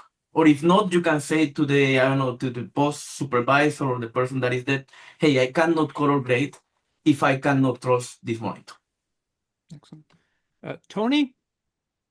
I think the one thing that I got from the training is actually the confidence to actually say, or at least tell if a monitor is calibrated or not, because as a colorist, you actually over the years you get a feeling of, hey, I think this monitor is off, but I don't have the words to say it to my client. I don't know the standards to explain it, why it feels off. So I think for me, the confidence of explaining why it's not calibrated and how it should be calibrated is my biggest takeaway from that course. Okay. How about you, Paul? Well, I mean, the way things used to work a long time ago, there were facility engineers and they were always around, and any technical stuff you could throw up your hand and say, come on, please help me out, and they'd do that. But budgets and companies getting smaller and smaller, that person's just, they became an IT engineer or they just disappeared, right? So that calibration kind of role just got nudged onto us as the colorists. So it's something that I've done for a long time, but I was always doubting myself because I'd never actually sat down, been taught it from scratch. So it was great to attend a course that's end to end, very thorough. You walk away with a booklet and you can go and refer to the booklet, etc. That's all great. But I'd say the one thing that I was really surprised, it helped me even more, was just say, make sure you do the pre-manual calibrations well. You can have any software you want, you can have all the amazing tools and automated stuff downstream, but if your contrast levels put too high on your one channel's clipped, you're never going to get it in. So just reminding them that there's simple underlying manual processes that have to be in place, and then sure, the software takes over for some of it. Excellent. So thank you, guys. I'm just going to kind of wrap up a little bit. I think calibration helps protect the creative intent and enables defensible decisions while you're grading. So I think all great reasons to attend training and be trained, and to keep up with your training, realizing that technology is always evolving and our skill set needs to evolve as we get into like HDR and different flavors of high output devices and larger color gamuts. So thank you all for participating in this. I'd just like to mean that reference matters to your work and calibration matters because of that. And that's what the PVA training is designed to support. Love to help you guys out in an educational perspective going forward. If you want to email me at greg@pva.tv, I'll give you more information about training, and we'll see you soon in the class. Thanks, guys. Thanks, Greg. Thanks, I appreciate it. Hey, Greg, I've got a question. How do you lose 50 pounds? You start off with losing 50, then you lose another 50. 100? Well done, mate. 104 now. Well done. You're looking good, Wow, man. You're very done. cool. I can share the another version of Greg during his visit to India. No, we don't want to do that. No shaming. Looks like we have Thanks, Brom buddy. next. Good to see you, Brom. Nice to see you, Greg. How are you, man? I'm doing well. Yeah, thanks, guys. I really appreciate the invite. But yeah, Good. Do you have memories of the 24-hour mixer? Oh yes, of that and of every in-person mixer, and yeah, we've been, I guess, around since the beginning, and it's always been a lot of fun. Always gotten ourselves into just the right amount of trouble, I guess. So yeah, there's that happy tipping point at those sort of events, but yeah, no, great. No, thanks for your continued support. It's always a good fun, whether it's virtual or it's in person or wherever. What have you got for us today? You got some cool stuff happening at FSI? Yeah, I was just gonna I'll share my screen here, and I've got a little something we can go through, which I think should be fun. We'll see. So I guess you guys see the screen now, and so I thought that what would be, you guys are seeing that gray slide, right? All good? All right, great. Yeah. So so I'm Brom of Flanders, and I really appreciate the invite. And I thought what I'd spend some time talking about today is kind of just what I see as kind of important or interesting in monitoring, professional monitoring, that is, for 2026 and the years beyond, because I'm a display geek and that's all I know. So obviously a little bit limited on time here, so I've tried to narrow it down to three things that are kind of, I think, fun topics. The first two are related to kind of emerging shifts in professional monitoring, and I thought we'd specifically focus on, the growing adoption of larger monitors in kind of mastering applications, and then also the importance of the growing adoption of HDR in onset monitoring. And the last topic that I wanted to talk about today was a little bit more esoteric. It's kind of one that I've been championing for a long time, and that is kind of the need for an industry standard mastering display space that is a subset of 2020. So anyway, let's cover the less esoteric stuff first. Start with large format mastering displays. Our industry has kind of been largely enamored kind of with this concept of grading suites that are centered around approximately 30-inch displays. And there are a lot of valid kind of legacy reasons that contributed to this fact. However, I think there's this kind of growing appreciation in the industry that 30-inch mastering displays kind of represent a fundamental disconnect from the form factor of most of our media consumption. Now, the stats on this are kind of a bit muddy because the type of content engenders these kind of huge shifts in terms of what you can expect the consumption platform to be. But for the type of content that we find that most of our core customers are working on, basically you can expect that probably somewhere between 50 to 60% of that is consumed on TVs. Something on the order of 20 to 30% is probably consumed on mobile devices. And the remainder is kind of shared among tablets, laptops, and computer displays. So you kind of have the situation where the 30-inch form factor is probably one of the least representative options for the typical viewer. Now, that's not the end of the world. There's obviously always going to be some sort of disconnect, no matter what size we choose, between our mastering displays and what the home viewer might be looking at. But I would argue that when the room allows for it, something like a 55-inch or larger display may actually be the best option. And this is illustrated by a number of points, but maybe one that's kind of easy for everyone to relate to is something you've probably all come across at one point or another, and that's noisy footage. Noise is typically much easier to identify and address on large format displays, and it's easy to miss on smaller displays. Like all of you, I'm sure you've kind of anecdotally run into or heard of stories where noise was missed on that smaller display, and then when someone reviews it on a much, much larger display, suddenly that becomes really noticeable or objectionable. And look, like we understand that not all rooms can accommodate this, but when possible, having just a single large format monitor for both the client and the colorist to look at really helps solve a lot of problems. Not the least of which is the question of, hey, which monitor is right when the large monitor and the small monitor don't look exactly alike on the scene? Allowing everyone in the room to reference the same shared image on the same display can really help reduce friction in that grading session. That allows you to spend more time discussing kind of creative choices and less time explaining esoteric concepts like metamerism or the impact of display size and viewing distance on the impact of color perception. You can skip all of that. Large displays, so I should say also that kind of large displays, especially for a small monitor company like us, they're a logistical headache, right? We don't get into this lightly. The reason we do this is because we feel there is a real industry need for it. And in the past few years, we've kind of seen this slow but steady move towards single large format monitors in grading suites. And we do expect that trend to continue gaining momentum. Those large format QD-OLED monitoring, like our 55 and 65 inch monitors, has really helped to move this forward, I think, in a meaningful way. Because these displays offer reference grade performance, and importantly, they also have really great off-axis viewing. And that's the thing, if you're gonna have a large display in the room, you need to make sure that the client doesn't also have to sit on your lap to see the same image, right? It has to look good if they're sitting to a couch to the side or behind you or to the side of you, wherever, right?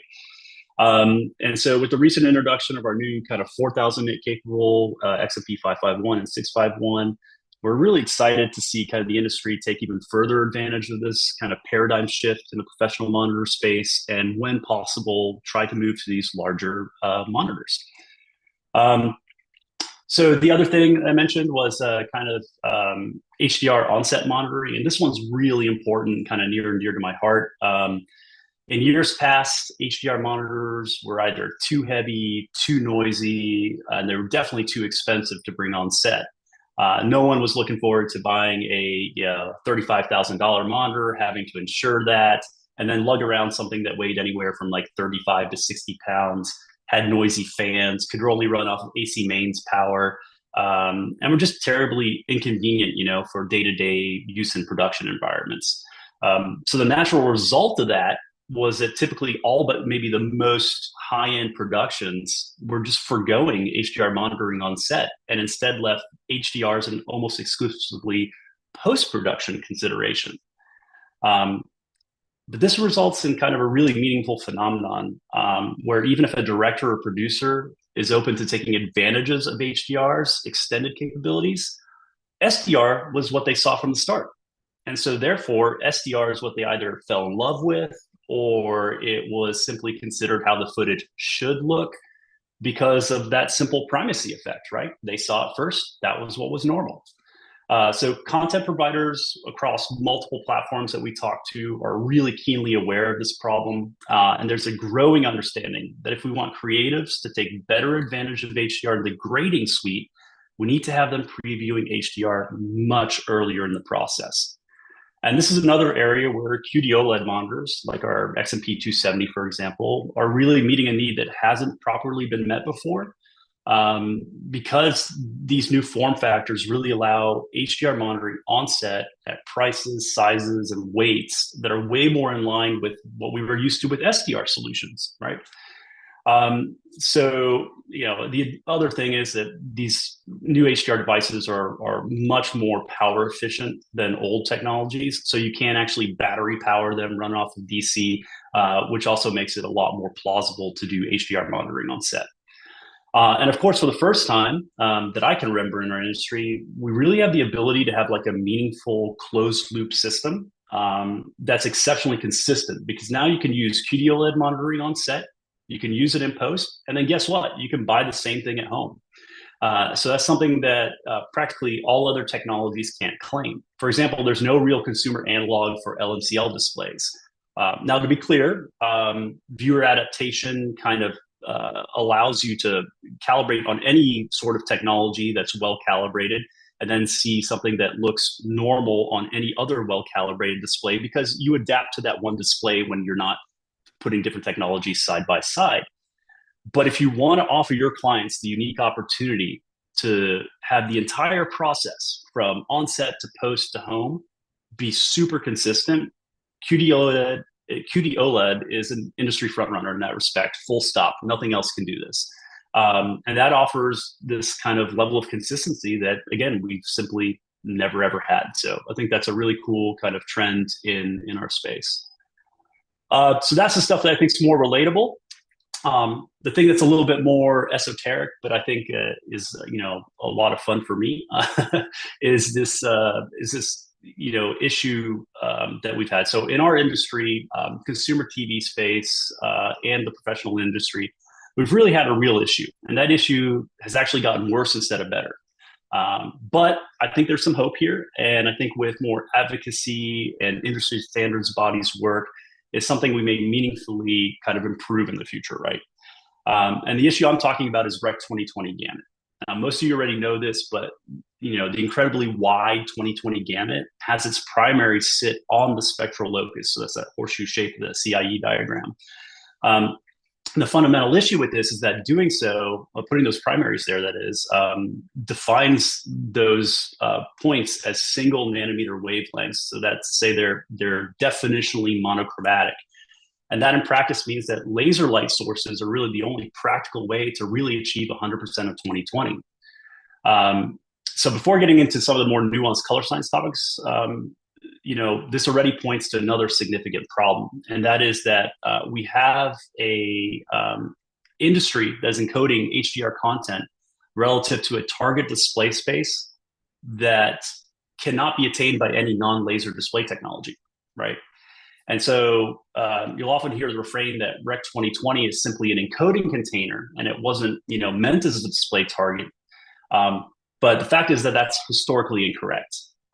Now, don't get me wrong, I'm not saying it should not be an encoding container. And we'll discuss in a minute that effectively that's what's happening right now.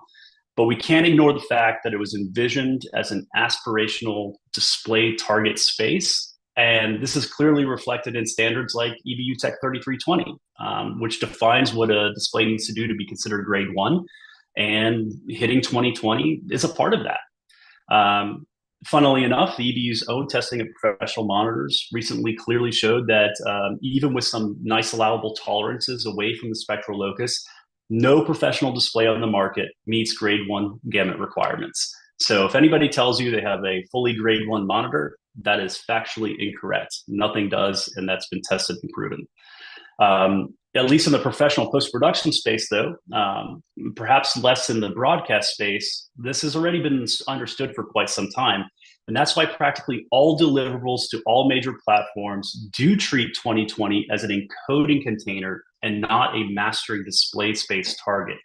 So for example, if you deliver to Disney, you'll typically provide a 2020 deliverable, but you'll have constrained your grade to P3 within your color corrector within that 2020 container. Similarly, if you deliver to Netflix, they'll ask you for a P3 deliverable, but they containerize this within 2020 for distribution. So here's the interesting thing. These are all platform mandated solutions, but they're not actually reflected in any industry standards. And if the industry has largely identified, let's see how to say this. So the industry has actually kind of largely identified the issue and come up with a temporary workaround. But everybody's treating this as if though 2020 displays are just on the horizon. And I'm here to disabuse everyone of that notion, because even if it could be done, it almost certainly should not be done. And the reason for this is that using primaries on or near the spectral locus tends to lead to other significant issues like starkly increased metamerism failure. So as panel manufacturers continue to chase more and more of 2020, you actually make inter-observer metamerism issues a lot more pronounced. This was something that perhaps was not as front of mind for those working on those standards in the past, but the people working on new or updated standards, like revisions to EBU Tech 3320, for example, are becoming really much more aware of these types of risks and display limitations. And I think kind of time is ripe right now for an official industry specification that defines a mastering display space target that is a smaller subset of Rec 2020. Now, what I've personally been championing is the use of P3 as that subset, simply because, as I mentioned just a couple minutes ago, it's what's already being done in practice for almost all HDR deliverables. However, in talking to some colleagues in the industry, there's some others that believe that we could create a somewhat larger target space. And I'm fine with that, provided we seek to find primaries that still can live fully within 2020, because that's how we're already encoding. And I understand that the ship has sailed on 2020 encoding. We're not going to change that. All consumer devices are expecting that. So I'm okay with that larger space as long as it's within that container. And the other thing is I want us to make sure that we're looking for primaries that current materials science can actually get us to, right? Let's not pick primaries that nothing can attain. Again, we made that mistake once. Let's not make it again. So why do I care about this as much? It's because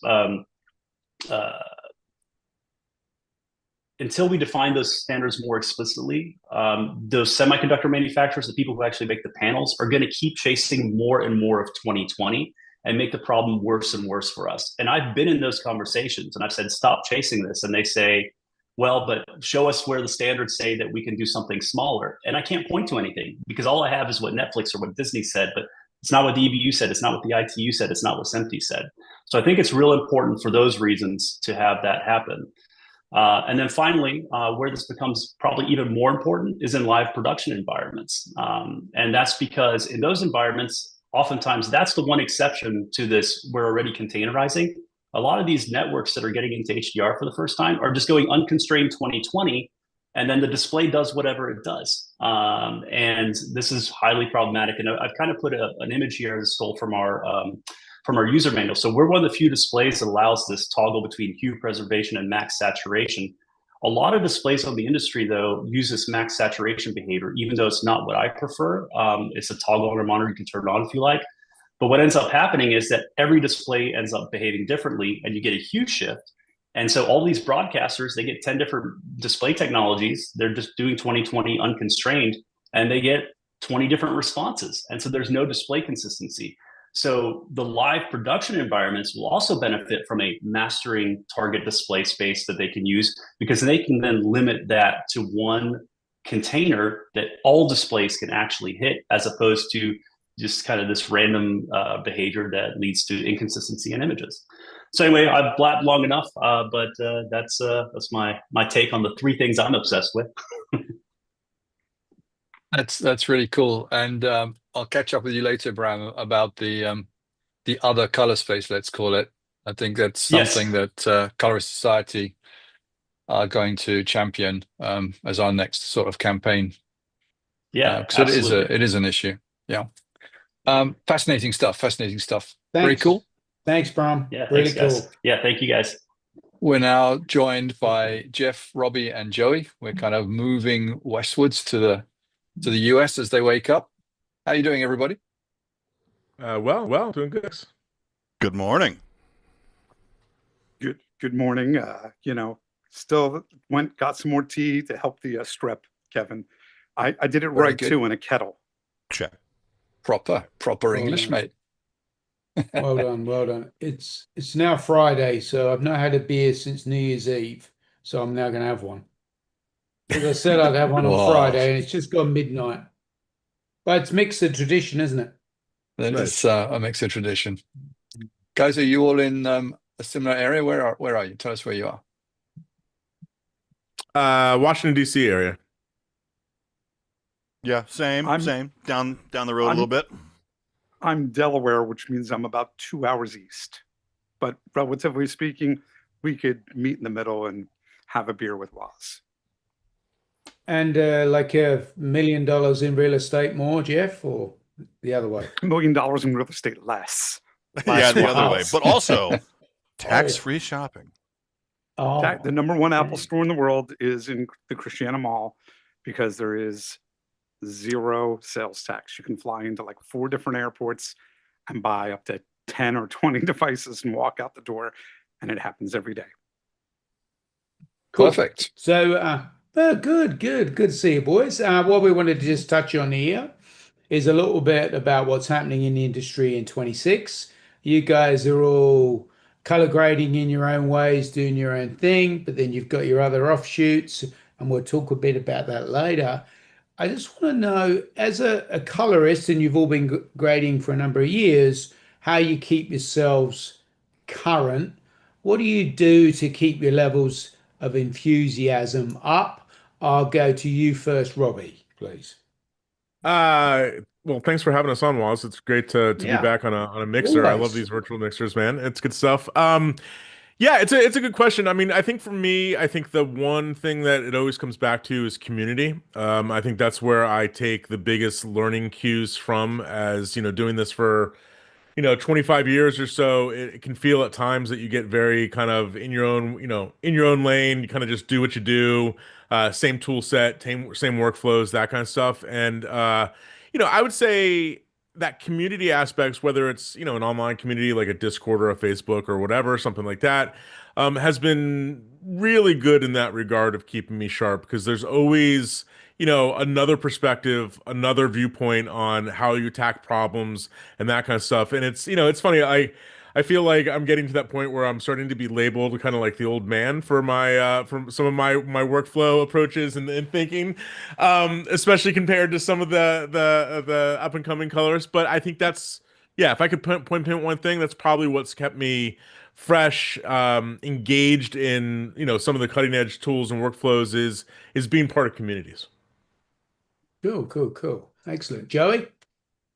Yeah, it's actually, me and Robbie were talking about this a couple days ago, actually, just between ourselves. It's one of those things where you need to actively really try and pay attention to, because especially, when you're busy, which obviously, everybody has kind of times where they're busy, when they're not busy, we want to stay busy, right?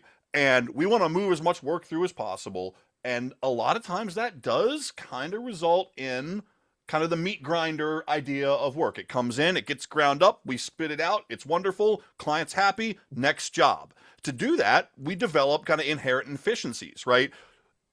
Preset node structures, workflows that we're really comfortable with. So we're always muscle memory, clicking the same thing first, going to this approach first, going to that approach first, right? It's so easy in the day-to-day of just getting through the work to never think of a new approach, or try a new approach, or try a new tool, or think critically about how you've been working and say, hey, maybe this isn't the right approach for this particular project. I could evolve this a little bit. Nope. This is the muscle memory. We've made such a big deal out of how much of an efficiency booster muscle memory can be, that sometimes we kind of use it as a crutch to stop ourselves from innovating and learning and expanding our tool set. So you got to kind of look at every project and think, hey, is this the one I can maybe have a little bit of time to take some risks and try some new things? And maybe if the deadline's not super heavy, sometimes those risks don't really turn out to be a good idea, and you go back to what you're used to. That's always an option. That's not an option on something that was like, oh, this is due in the next hour, we got to move it out, right? So to me, the really important thing is to actively think every project, hey, is this one that I can experiment with and use as a learning or a expansion of my tool set or my knowledge kind of pathway, with the backup of I can always go back to my existing skills if this doesn't work out?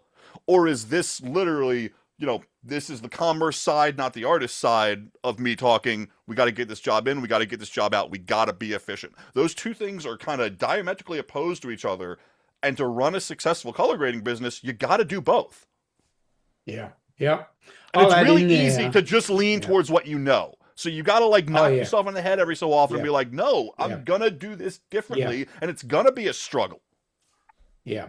You got to remember that your client's coming into you, right? You may be doing, say you're doing 5 jobs in a week if you're doing TV stuff. They're coming there with their one project. They might have been on it for 2 months. They are totally focused on that one job.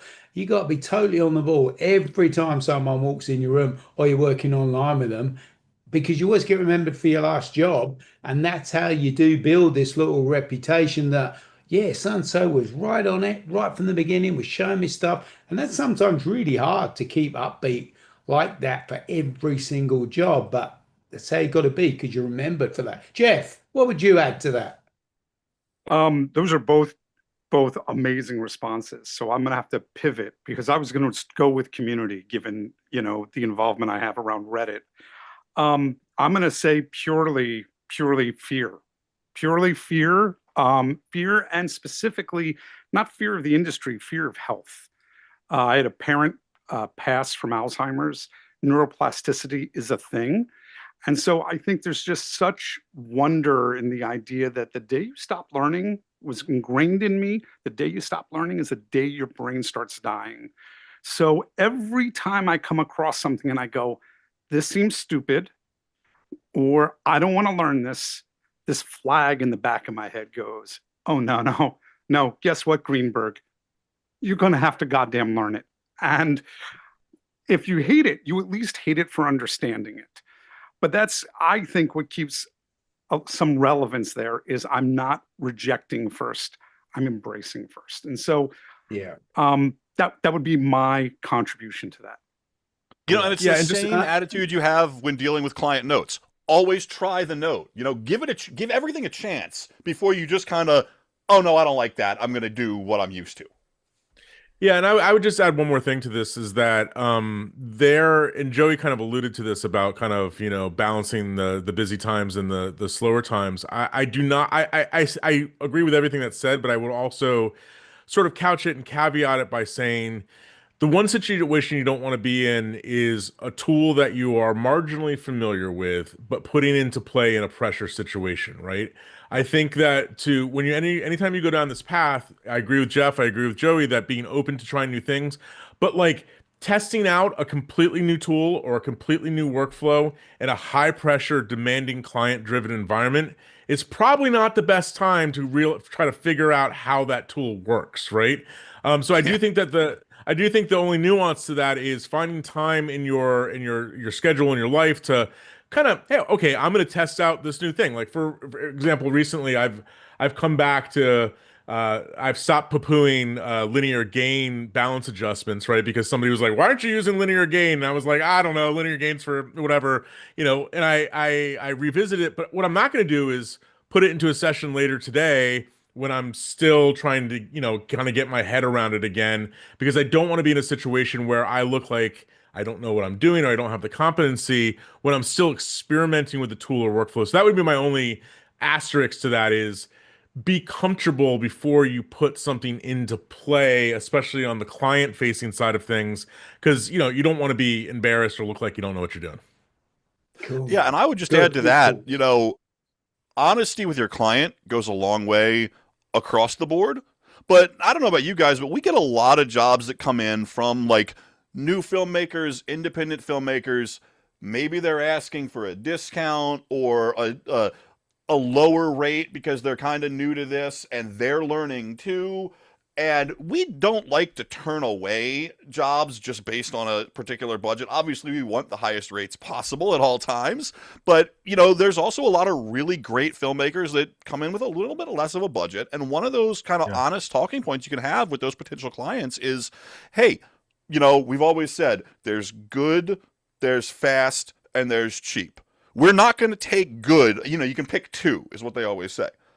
We don't ever as artists want to take good off the table, right? So that's a given. We want to always do good, no matter the deadline, no matter the budget. Our goal should be to be as good as possible given the constraints of the project. So where does that leave us to wiggle? Either time or budget. If they have no wiggle room on budget, you can talk to your client and say, hey, if we don't have a big deadline on this, I'd like to use this to experiment with some kind of really cool new techniques that I think for this creative reason will work with your vision for your project. If you don't have a hard deadline on this, I can work with your budget. And then you have the time to evolve these new processes before you get in the room with that client. And then you can feel much more confident in that. Actually, it's all about picking the right project. Real quick, Joey, the good, fast, cheap, hopefully we all know. The late Norm Holland, USC, amazing head of their editorial, taught me to ask, which one do you want to give up? And they never give up good. Go ahead, Rob. And I feel like I never want to be on a project, no matter what. I just want to correct that statement, because that is the industry adage, but actually the original saying was easy, good, cheap, fast. And actually, I find that if you can find a new way that's easier, if you can simplify your workflow, that is a golden way to go. And I agree with you that sometimes taking on somebody else's vision or a different type of work, challenging yourself, maybe your first HDR job, or maybe your first music video in a while, or taking on something new is a great opportunity to kind of get out of your safety zone, your comfort zone. Totally. Yeah, and Kevin, I just and like, yeah. Go ahead, Wal, sorry. I'll just go. Kevin, you have, like myself, probably seen the biggest change in the color grading industry. We won't bore people with old stories of telecines and things, but how do you keep the changes that you've seen? How do you keep current in what's happening? How do you do that? I always tell my students that change is an opportunity. But you've got to time it and you've got to back the right horse. So, for example, when we went from analog to digital, it was clear that digital was the future. Be an early adopter, because then everybody's making mistakes. You don't want to be the last one to make that change. Same thing happened when we went from hardware to software. Same thing happened when we went from display referred to color managed workflows. And it's happened again, 10 years ago with HDR. HDR is still there. There's still opportunities in HDR because it hasn't settled yet. So now is the time to make mistakes. Give it another 10 years. If you can't do HDR, you won't have a job. So I think be an early adopter and take the risks early when people are more tolerant. That also, it's not just about efficiency, it's about creativity as well. So all of these things, I learned a lot about SDR by learning HDR. I learned a lot about color tools by learning color management. So there's always a spin-off. So I think it's very important to keep learning. Yeah, and that's another thing that's, I think, really... Yeah. I was just going to say, the idea of keeping on learning, you do get so much benefit to your kind of mainstream skill set from learning seemingly unrelated things, right? So if you come along something in the, tangential to what you do, I want to learn this type of visual effects technique. I want to learn this other type of workflow. If it feels to you like something, hey, that looks cool and interesting, even if it doesn't have a direct application, the process of learning something in the industry that's cool and interesting to you, right? You don't want to struggle through learning something. You want to learn something that's fun to learn. So take those opportunities and jump on them. Recently, I was telling Robbie just yesterday, I kind of feel like learning a little bit of Blender because it's really interesting in how some of the 3D stuff works with color management pipelines and EXRs and mats. So I'm like, I should learn Blender. So I started playing with some Blender tutorials. It's not going to have a direct impact in what I'm doing in the grading suite day to day, but it's going to help shape my overall thinking. I think a lot about the phrase. I think a lot about the phrase of polymath, or the word polymath, and the reason I think about that all the time is because I don't think that anybody really has the bandwidth to be an expert in every subject of our industry or in general, right? For example, I'm really interested in physics, quantum physics and particle physics and stuff like that. I'm never going to be at MIT and be a PhD about it, right? But to be conversant in it, to have, kind of the big picture kind of things. And that's the way I kind of feel about a lot of things in our industry too, right? There are different avenues and veins where people excel and really have their expertise. But aspiring to be that polymath about different parts of our industry, whether it's software programming, whether it's color science, whether it's, the math, I'm never going to be Charles Poynton, right? But I can aspire to understand what he's talking about and what those books with all the equations in it mean, right? And I think that's the big point, is that having functional understanding of a lot of different things in our industry, it's never going to hurt you. It's only going to benefit you. And learning those things is fun. They're interesting.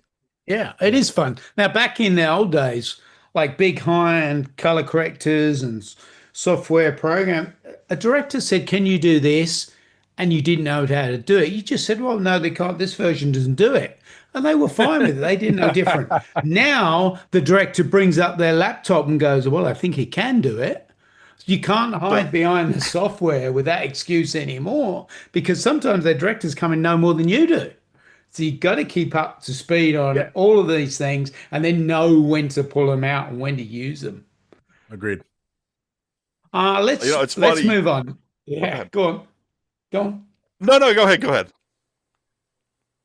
So you guys have got your podcast, and Jeff's got his Reddit, and Mr. Boston was going to come on and talk about his YouTube, but he's very busy.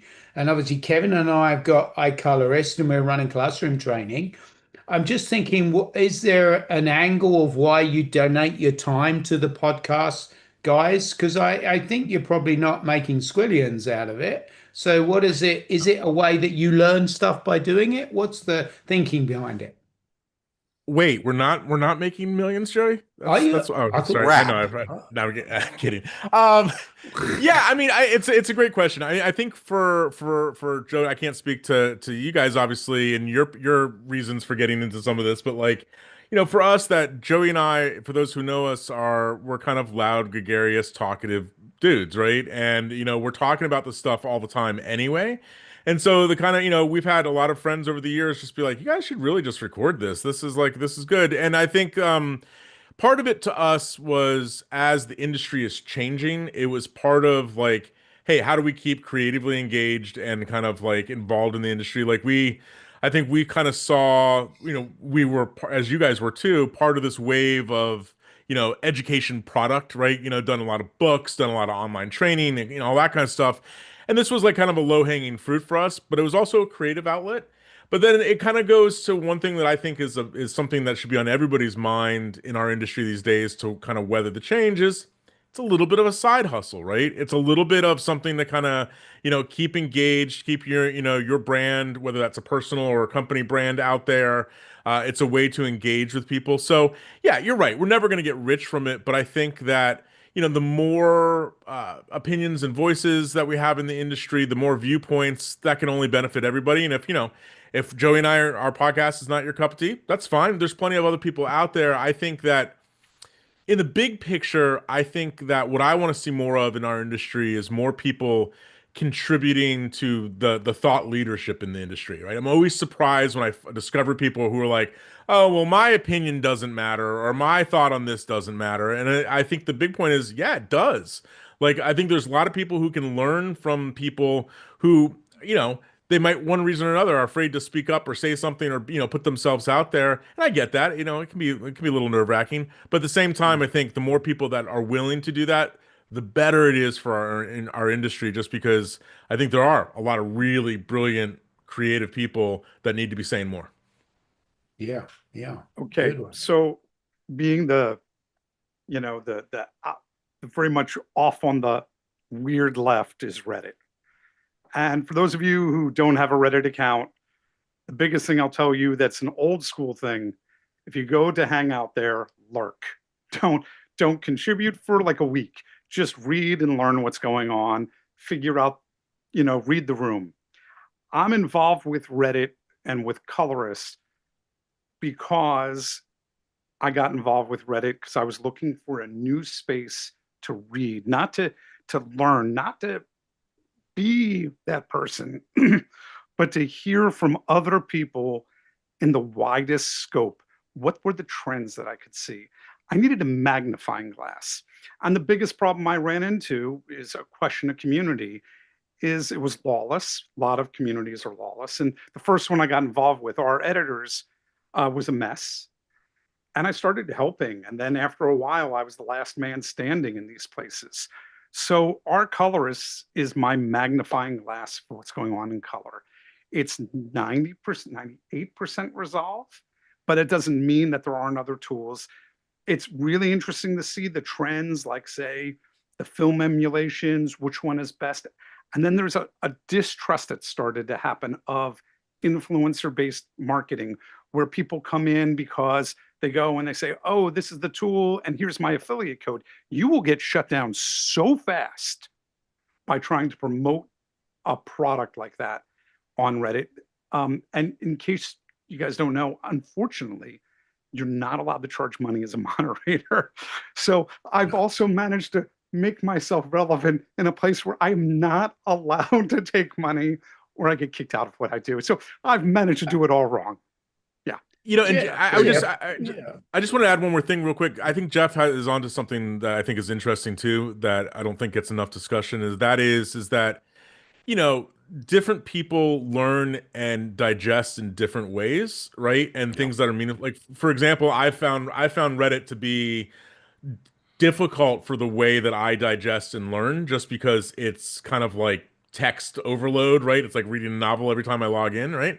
Versus, watching a video. And I think that's it. Just to find kind of what your avenue is and the way that you the things that are most meaningful to you in the way that you digest. And I think there's a lot of variety, from audio to video to to written stuff. A lot of stuff out there for sure. Yeah, Jeff, do you know how many? And Jeff, do you know how many people are lurking and how many percentage are contributing on a regular basis, roughly? I can tell you that you have an option of joining a subreddit, and that becomes part of your everyday feed. I think right now we're at about 65, 70,000. Editors is about 150, and the Resolve subreddit is about 190,000. So they're larger in the Reddit size. I'm able to get some breakdowns about what countries they're from, how they're handling it. Again, they don't share all the analytics. I will tell you, you can lurk. You don't have to. You can go and be partially anonymous. You can create your own account, and you don't have to register, verify, email, anything. You can be upfront and out there. You can make your account name your name if it's available, or you can just browse. You can go to reddit.com/r/colorists, and you can just consume. And yeah, Robbie nailed it. It is a fire hose. And that's why I say to go to our colorists and just look at what's hot. And for those of you who love that dopamine rush, you come back this afternoon or tomorrow morning, it'll be a completely different piece of content there. And that's also good for all of us who are ADHD, Kevin, Classroom, still got the place? Classrooms. I haven't done physical classrooms outside of China for a while. So Zoom is working really well for me, and I'm now developing. So I've been posting recordings of classes for people that couldn't attend, and I'm moving into online classes, I think, this year. So I've got a new take on HDR is what I'm working on this year. It's 10 years since I did the introduction class. Seems unreal. And basically it kind of alludes a little bit to what Bram was talking about. Splitting, first of all, HDR as a term needs to be separate in terms of a container and a creative approach. So that's the first thing, that they've been melded together and we need to split them apart. And the second thing is, in the introduction, I kind of treat HDR very much in line with 70-20-100, that there is a recommended approach. As I've traveled and seen implementations of it, I've recognized 5 completely separate approaches. And I think, in the past I was likely to say, well, that's just wrong. But of course it's art, it's never wrong. And so I think we need to identify styles within HDR now. It's a bit like saying a film look. It's like freaking thousands of films out there. They all look different. So it's starting to break down and be a little bit more analytical about HDR. That's where I'm working on this year. Yeah, I really hope I think the classroom thing will turn around. I think we probably all agree it's probably the best place to learn, because you're not distracted, you don't stop, you can't look at your phone, you can walk around and look at someone's monitor, you get instant feedback.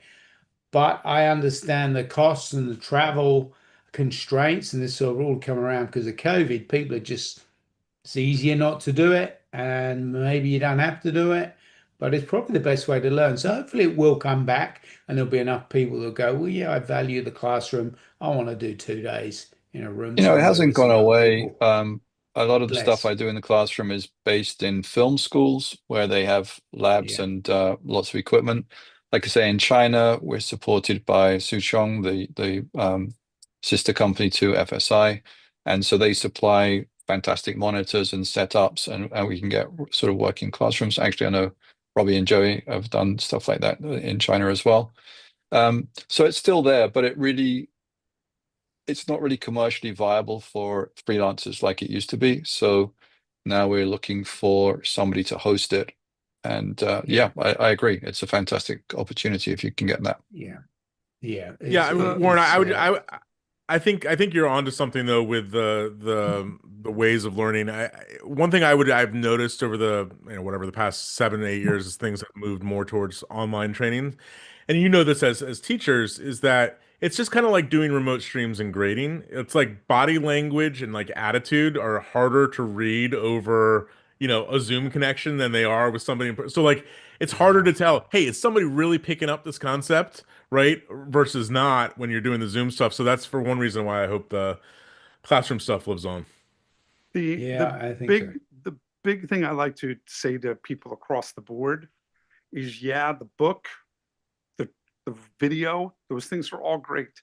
There's no feedback loop, none. Yeah, that's what I'm saying. And the problem with hardcore real education is without that feedback loop, you're not just building, you don't know what you're building. Are they good habits? Are they bad habits? Are you unsure?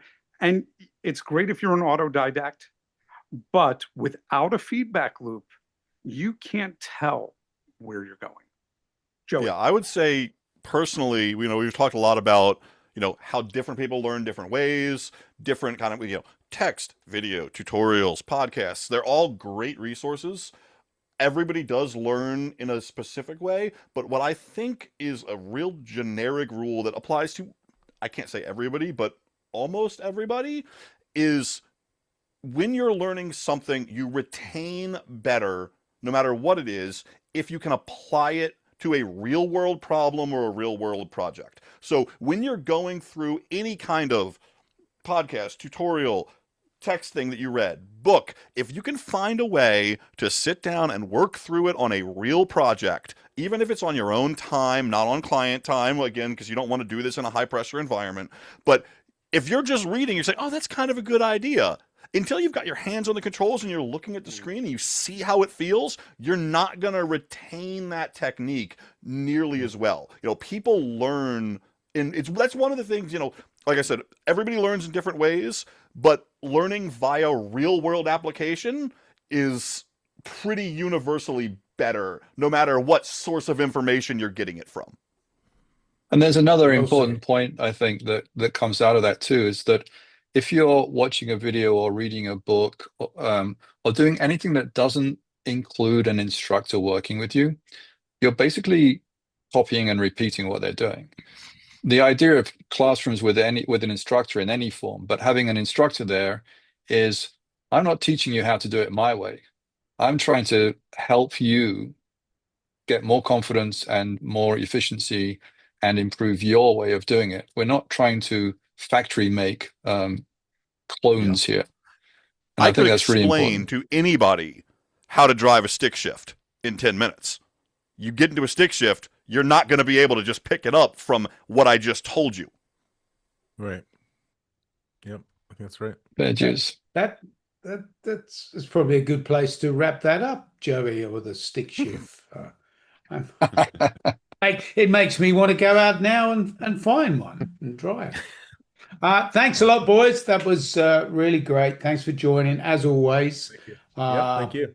Thanks a lot for supporting the Mixer and your great input. I hand this over to Kevin because this is a Colorist Society tradition to have this chat. And thanks to the boys, and Kevin will introduce you guys. Great. Thank you. Thank you, Warren. So it's kind of become a tradition to have a couple of Colorist Society members, not to talk geeky stuff. We've gone pretty deep down the rabbit hole in some of the talks earlier. But this one's a little bit more of a pub chat.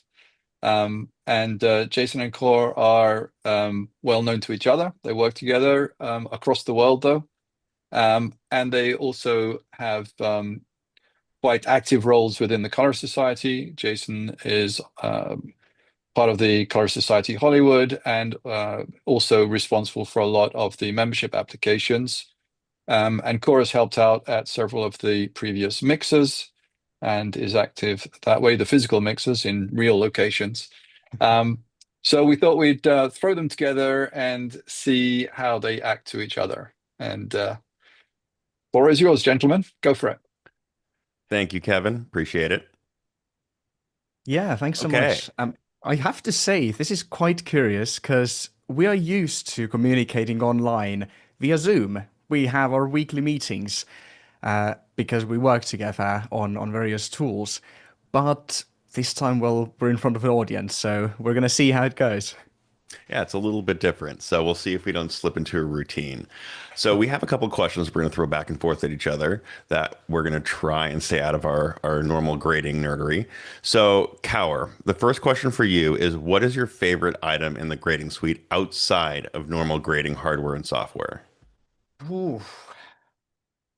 Outside of the... Okay, it's difficult to choose one, but I will go with the two that come to mind first. So what I'm standing on right now, I've turned it off so it doesn't make noise, but I have a walking pad. So while you're grading or working on some scripts or whatnot, some DCTLs, it's quite easy to kind of, it's difficult to keep active, let's be honest. We all work behind a table, or if you're lucky, behind a standing desk, as I am currently, but you're still just stationary. So yeah, walking pad is amazing. In fact, when I got it for Christmas, within the first week, I used it so much that the motor started giving out some weird smells. So at this point, yeah, I should get a new one or just get the motor replaced. And the second one is the home automation system, because flicking a switch to, I'll show you, turn on and off this light, or turn on all the speakers and grading monitors and everything, it's just so nice. So I'd like to throw it back to you quickly. What's your main thing? Man, I had a really good answer, but the home automation system's a really good one. I don't ever turn on anything with the switch anymore. That's a good idea. But I think my favorite piece of non-grading hardware is a laser pointer.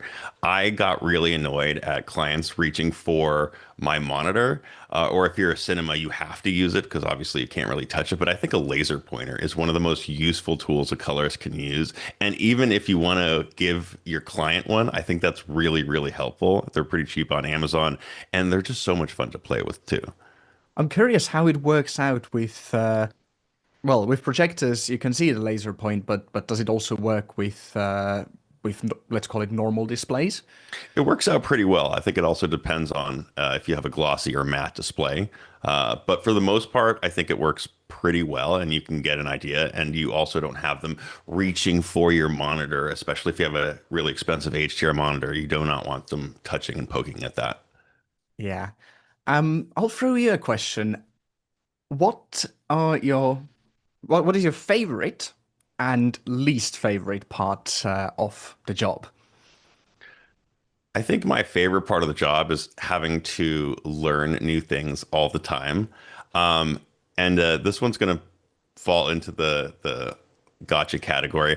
I think it's also least favorite part is having to learn new things on the job at the same time. Sometimes I'm really excited to learn something new, and the other times I feel like I'm playing catch up all the time. But I think it throughout the learning curve, because learning is not like just, it's sort of like I see it as a hill, and there's a certain part of the learning journey where I'm just like, okay, I have to learn this, but then you start to go up and go up and go up, and I get really satisfied when I hit a certain part of that hill.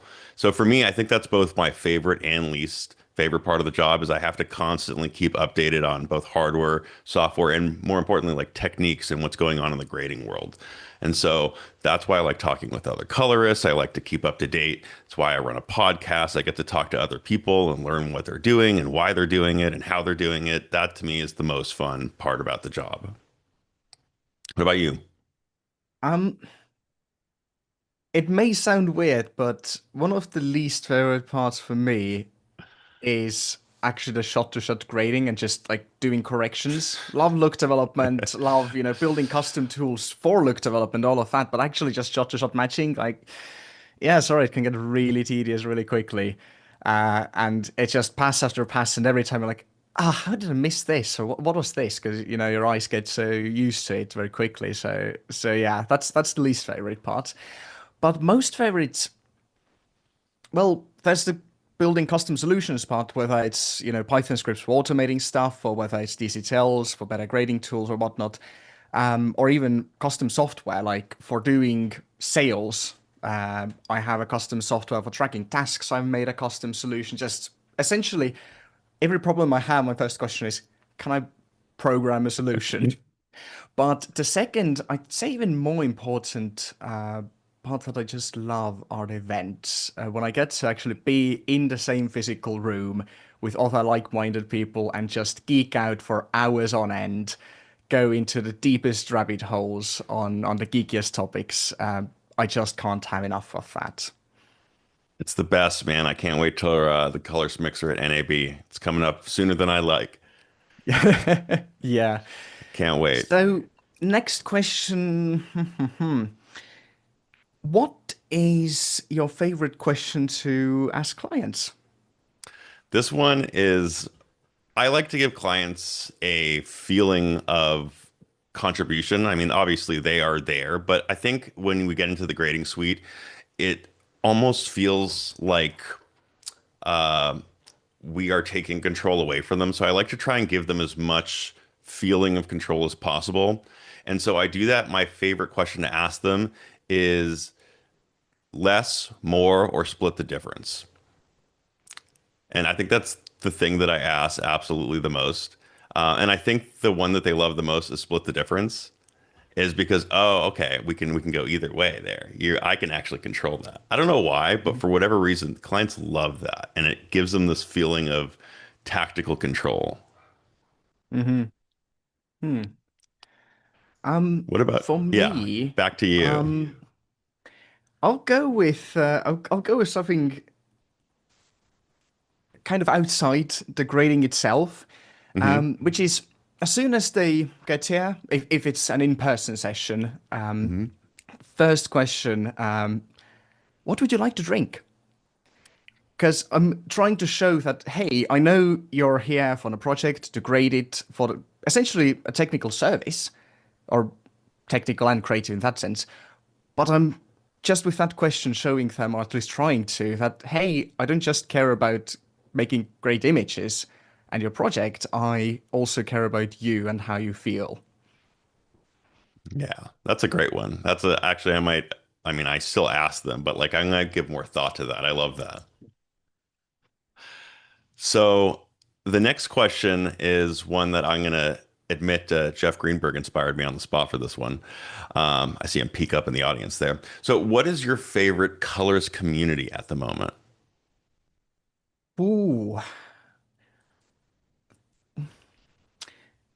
Again, I'm in a really lucky place where I don't have just a single one, but I'd say there's two bigger ones and one smaller one. The smaller one is kind of an offshoot of one of the bigger ones. First that comes to mind is Colin Kelly's Discord, which essentially kind of just kickstarted my career and my learning in the world of color grading, because he just made it at the right moment when I was getting into it. And yeah, so that's a really important community for me. Then there's the smaller community that essentially came from that, which is a private community, just maybe 20, 30 members. But then the other one is the Certified Resolve Trainers community, where we really ever meet up at IBC every year physically, but we have monthly masterclasses that we give to each other, and at the head of that is the training manager for the EMEA region, Catherine, who's just an amazing person.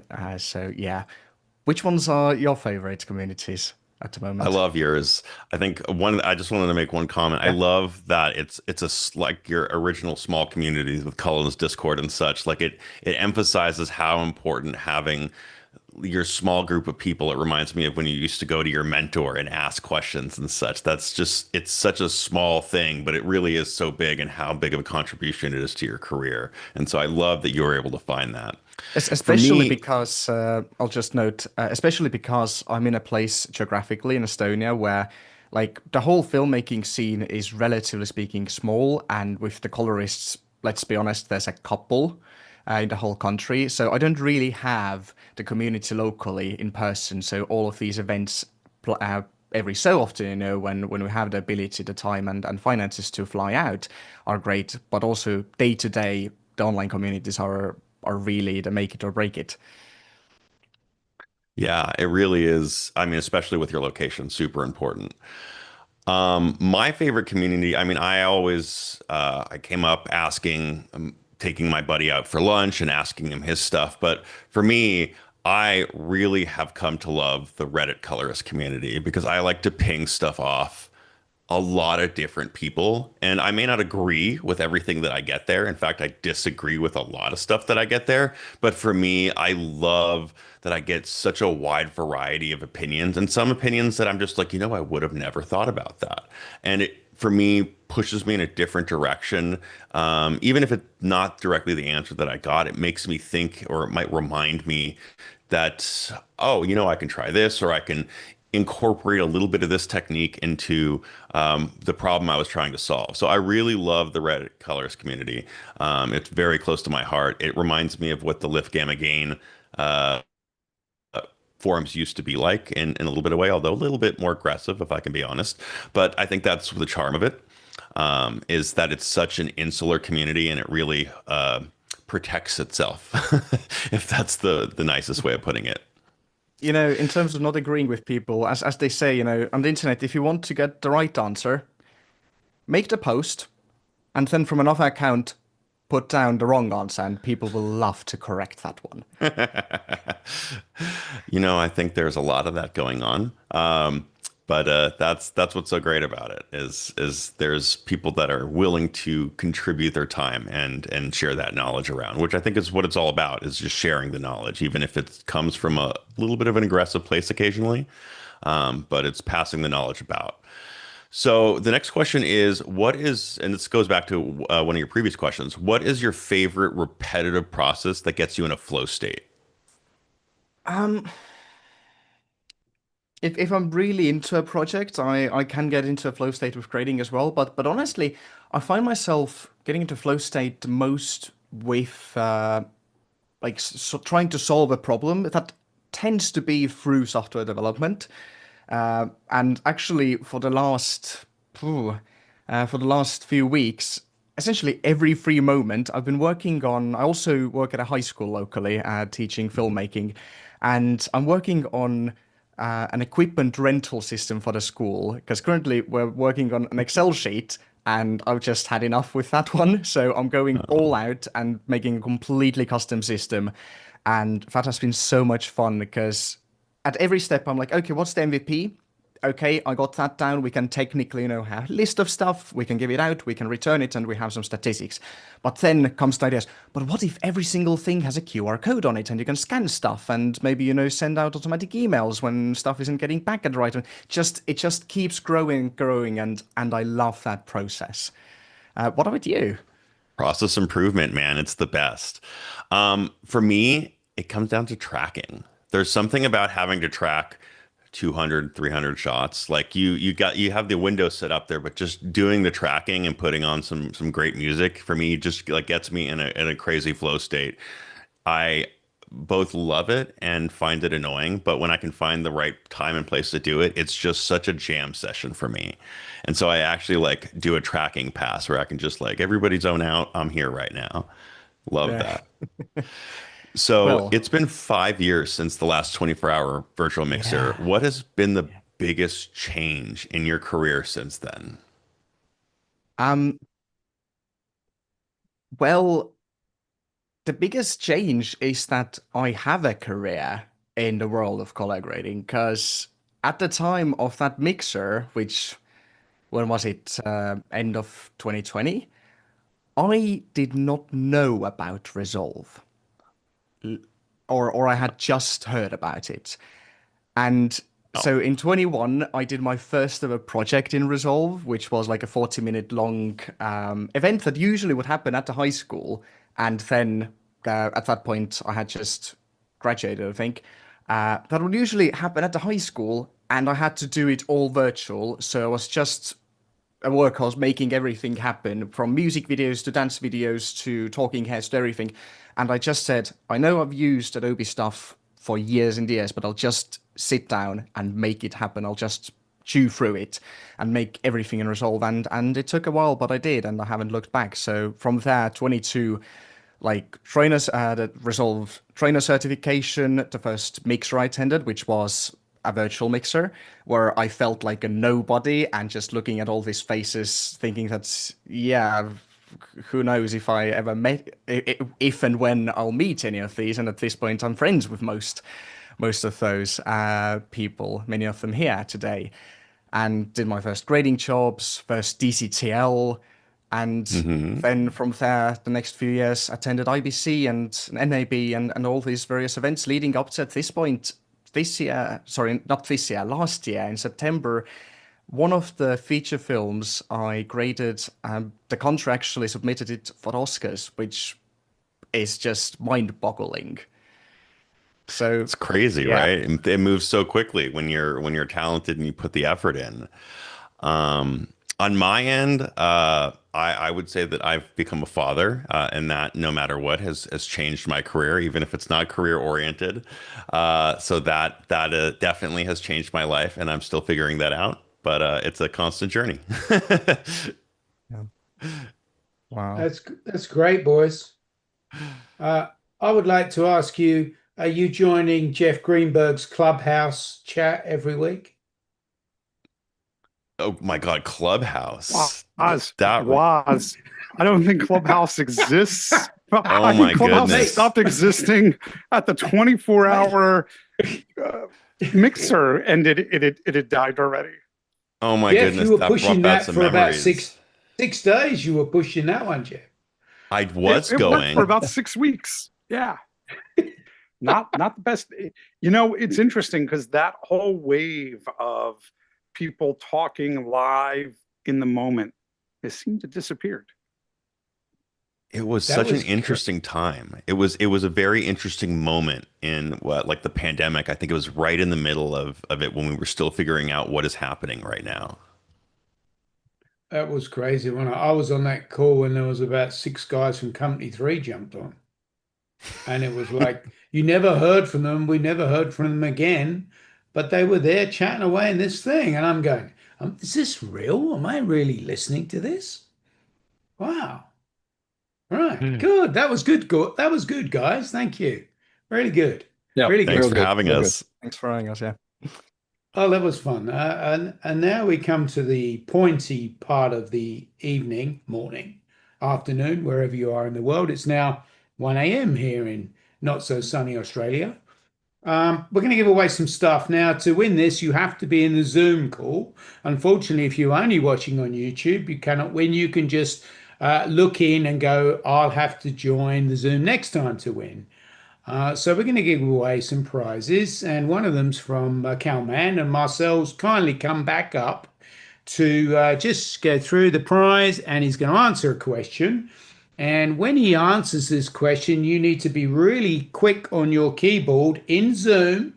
I repeat, in Zoom, not on YouTube, with the answer, and the person with the right answer will win the prize. I'll hand it over to you, Marcel. Ah, there you go. Thanks so much. Thanks so much. It's first of all, amazing talks. I mean, I wish we could do much more of this stuff. And congratulations, was Kevin, Jeff, for always putting this together. It's amazing. You guys are beautiful. All right, so here it comes. Be ready. Make sure you're ready to answer that question. We thought we don't make it too complicating, but it's a common related question. I hope that you know about it. If not, maybe that's the chance to actually do some research about it. So here comes the question. What is the name of Kelman's fast 3D LUT profiling technology? Drum roll, folks. Drum roll. Oh, I know. There it is.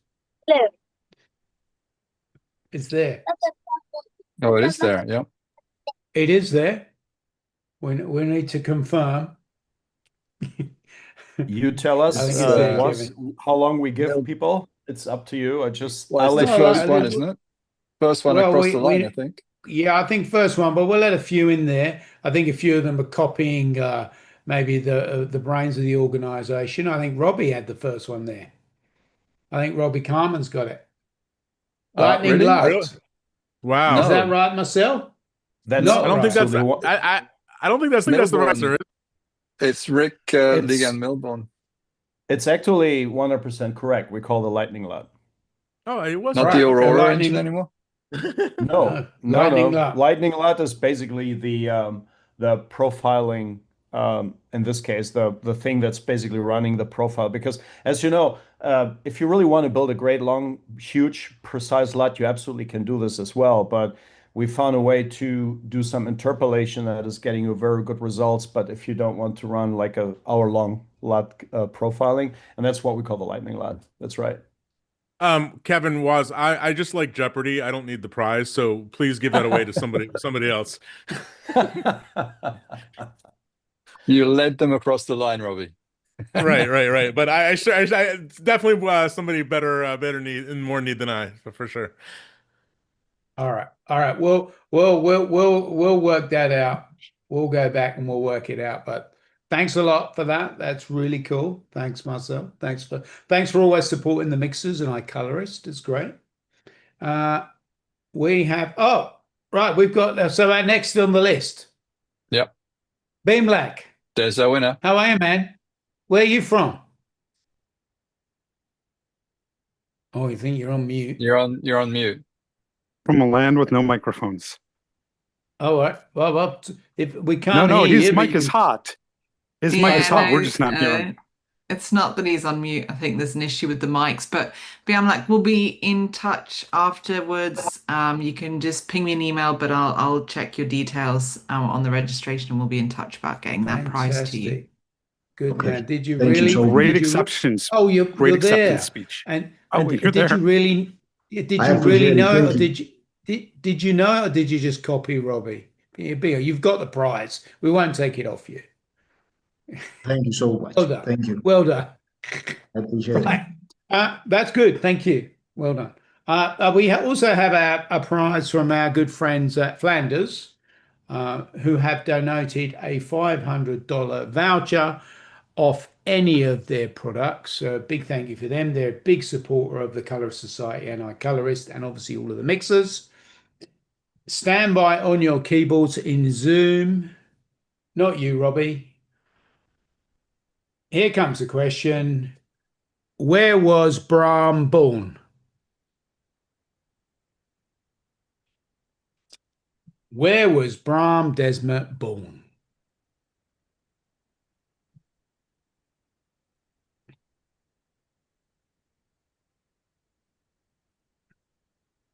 Oh, yes. Eric. Just confirm Eric's the first one. Yeah?